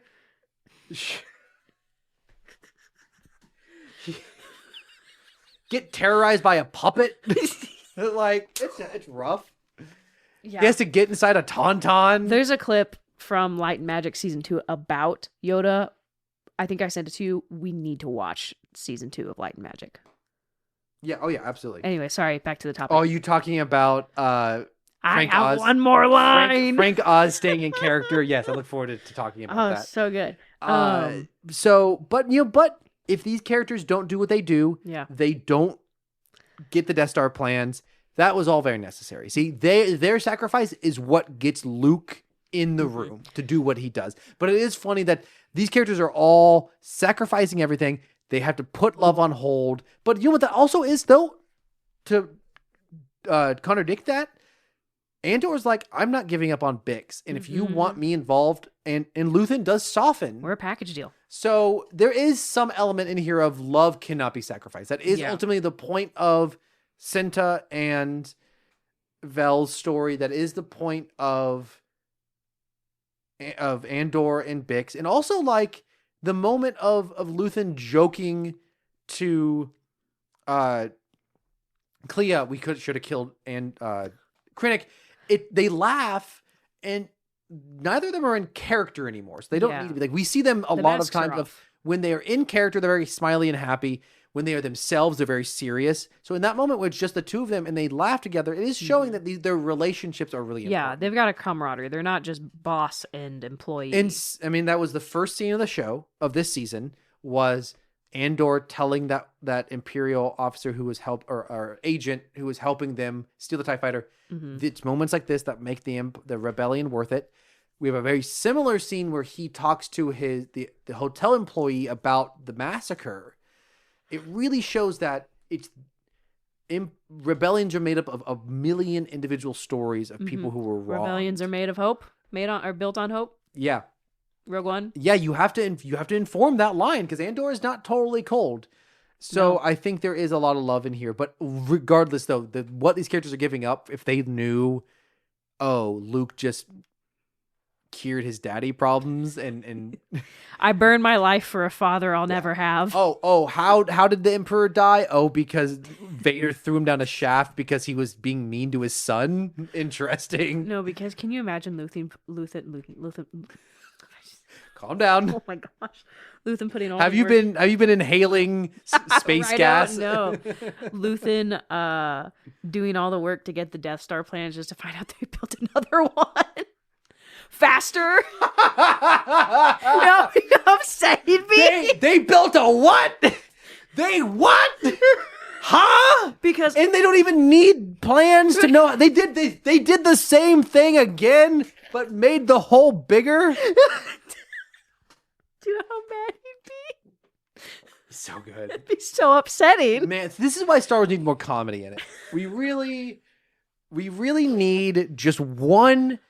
Somehow the Death Big- Star returned. We need one big afterlife scene. We just need one big afterlife scene where everyone is just back together talking about what happened after they died. I guess here's the other thing. Did they build two at once with all the supplies they got? Or were they just so good at it? They're like, all right, start again. Oh, no, they were in the Wars. process of building a second Star one. Wars is the best. Ugh. Anyways, that's been week 2 of Month Door. What's great about this show, talking about being surprising, we have no idea where it's going next. No, we're like, this is great. We have an idea, but it's going to be a year down the road again. Andor idea? Andor could be dating Cyril for all we know. You never know. Luthen could have just decided to become a full-time art dealer. Clea's actually Princess Leia. Clea just murdered Luthen and is now Took over. Bix is actually just doing more drugs. You just don't. She's actually a drug dealer. Oh, no. Deidre's become a dominatrix. Anything can happen. Become? She isn't Full already? time.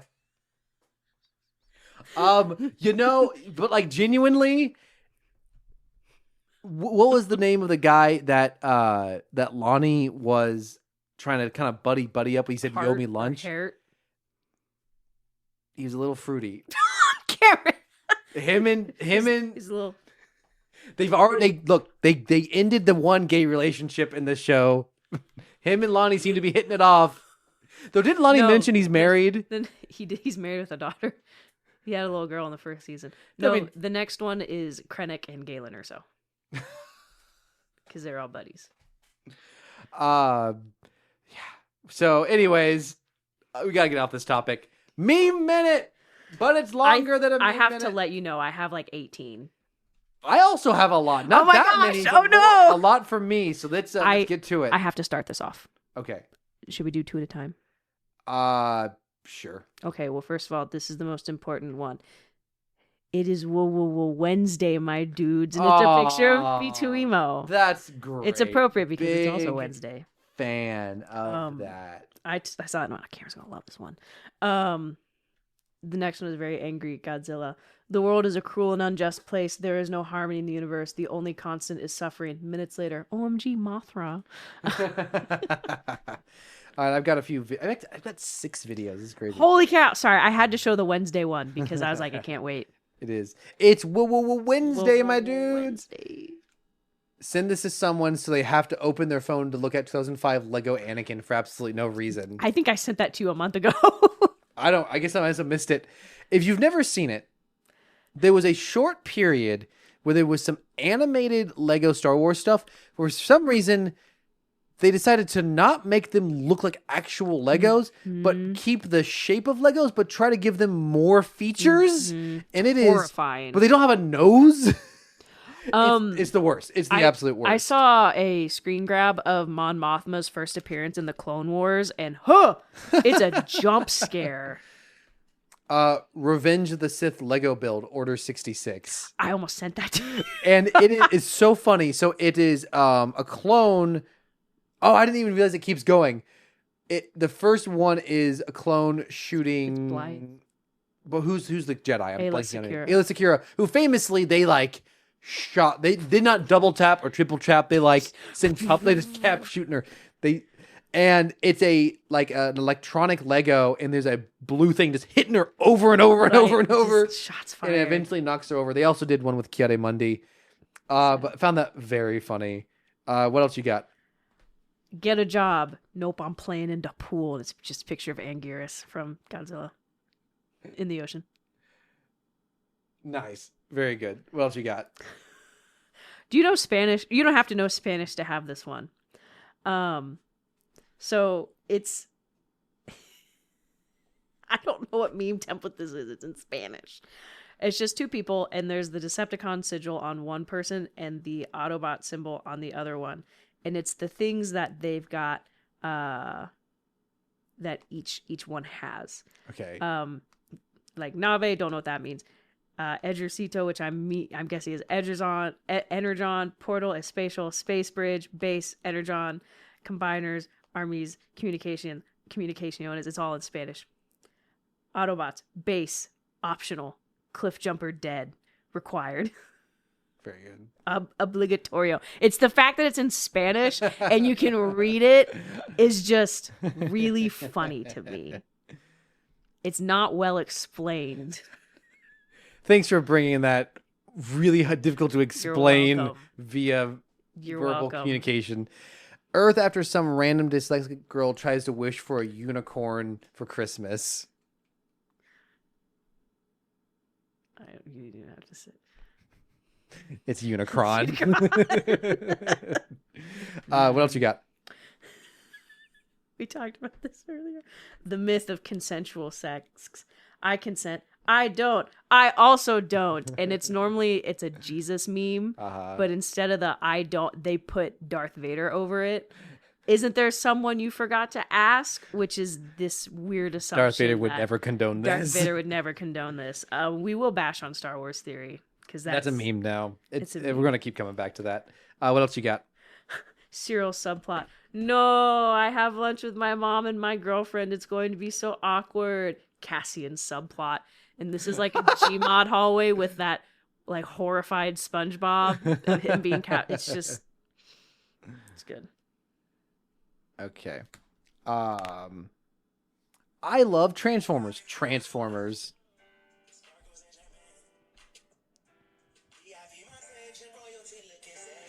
It's just very literal interpretation of all the Transformers characters' names. It's pretty sad that I could catch all of them. So it's Bumblebee. it's a drink called Prime. Oh, Bumblebee. Just a bumblebee. It's a screaming star for Starscream. Cliff jumper, the guy jumping off a cliff. Sound wave. It's some waveforms. I'm not sure if I get this one. It's a meme. It's an emoji saying "Holy moly!" and it's a wave. It's not Beachcomber. Wave. Shockwave. Oh, it's shocked. Shocked wave. Jazz. It's just some jazz musician and Ratchet. Yeah, it's low effort, but it's funny. It's a joke that's not funny when explained, but it's just like literal. It's kind of the Transformers, whatever. I don't know. I've never watched Transformers sort of joke. I just found it really funny. Mm-hmm. Okay, what do you got? How it feels watching Andor, knowing exactly how it ends, and it's the picture of Cyril laying on the bed. Good. And the Empire is a sterile, dehumanizing hellscape which degrades all virtue and happiness in its need for absolute control. OMG, Major Partagas, hi! He is a hoot. He's a diva like Krennic is. Calibrate your enthusiasm. It's a great performance. He's very fun. This is Ahsoka handing some Valentines to some clones. And it's like, Happy Valentine's. I made Anakin buy the 10,000 pack. One clone, I got Bumblebee. Sweet. Another clone, I got Starscream. I hate Starscream. There's a little crossover between fun. Rebels and robots there. Luthen building the rebellion like it's that picture of Groot with the minions. I almost did that one. I think that's a good joke at just like the rebels on Yavin from the last sequence, the Gorman front. They're just all goofs. So I have 8 left. Okay, I have one more video. Okay.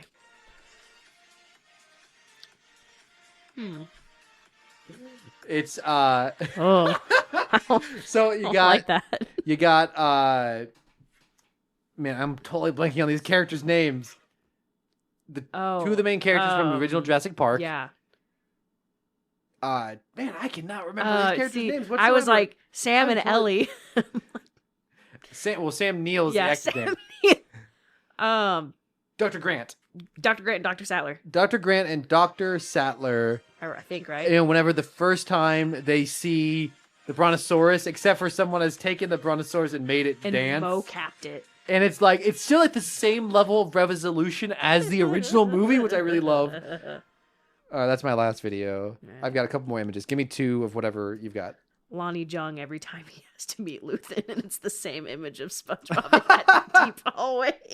That one is way more accurate. I love that. I just when he opened the elevator and Luthen in the dark, hello Lonnie, is so scary.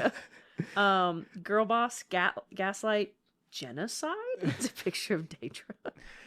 This is Deidre and Cyril, and it's implied that it's Deidre talking. Excuse me, he asked for the Minecraft meal. Where is his toy? That's a good one. Bix just trying to live her life, the Empire traumatizing her every other episode, and it's a screen grab from Star Jedi Fallen Order, where right before Darth Vader kills that Inquisitor. Mm-hmm. What else you got? King of taking all the credit in group projects. It's just a picture of credit. So this is a tweet that says, "Quiet, laid-back men. Why do you go for loud, fiery women?" And it has an image of Cyril under it. And then a different tweet that said, that's responding to the original tweet, "Someone's got to tell the waiter I ordered mashed potatoes and it ain't gonna be me." It ain't gonna be me. And it's got Deidre. That is definitely their relationship. Oh.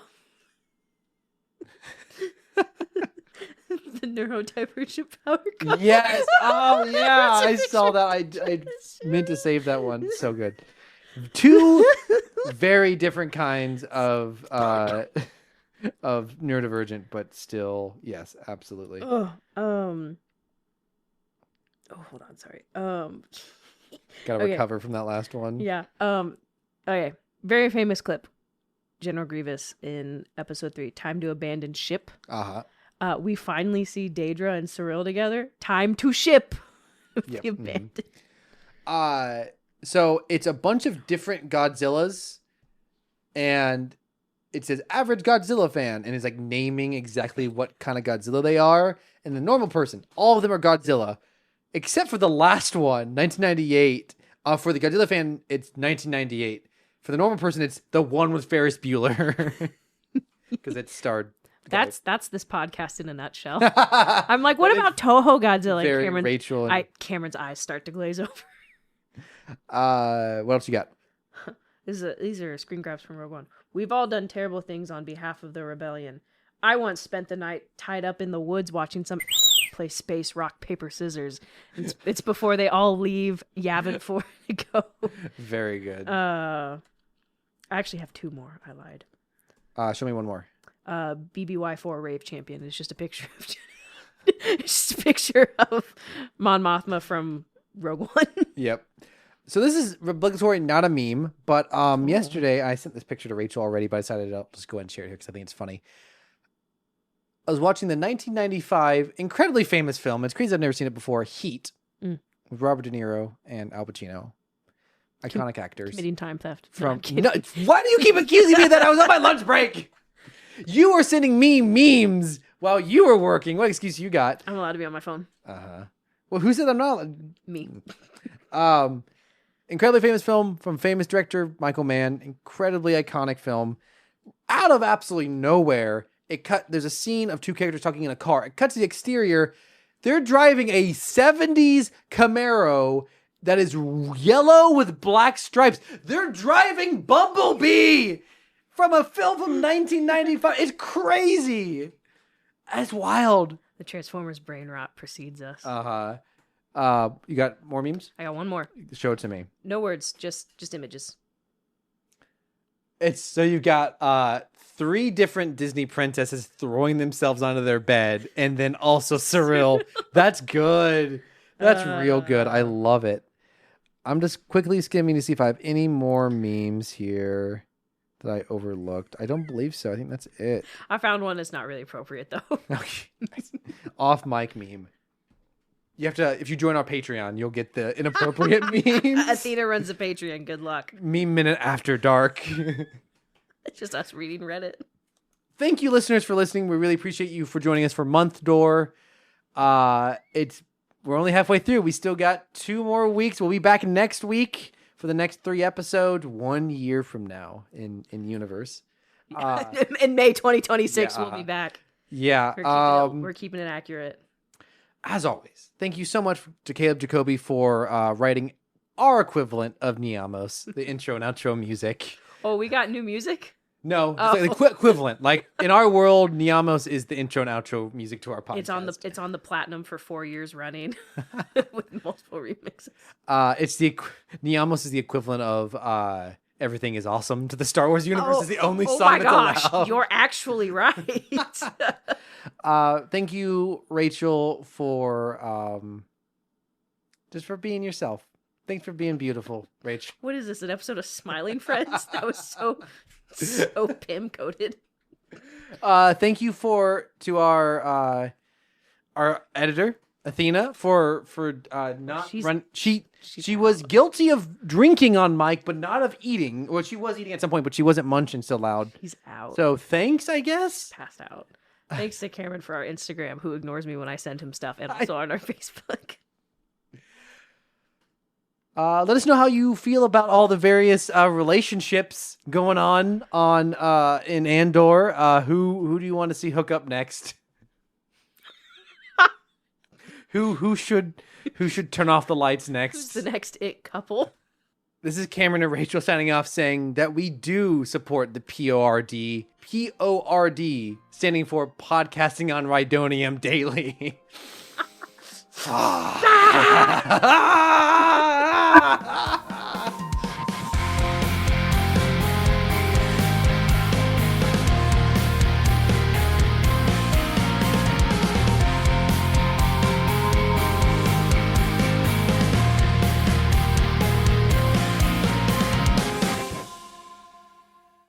That's great.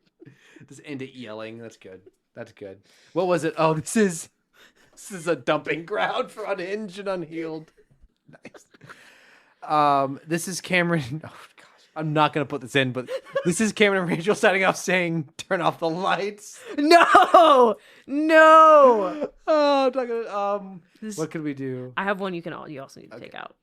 Okay. This is Cameron Rachel signing off, saying, "Cocaine girlfriend or dominatrix girlfriend, you choose." Oh no.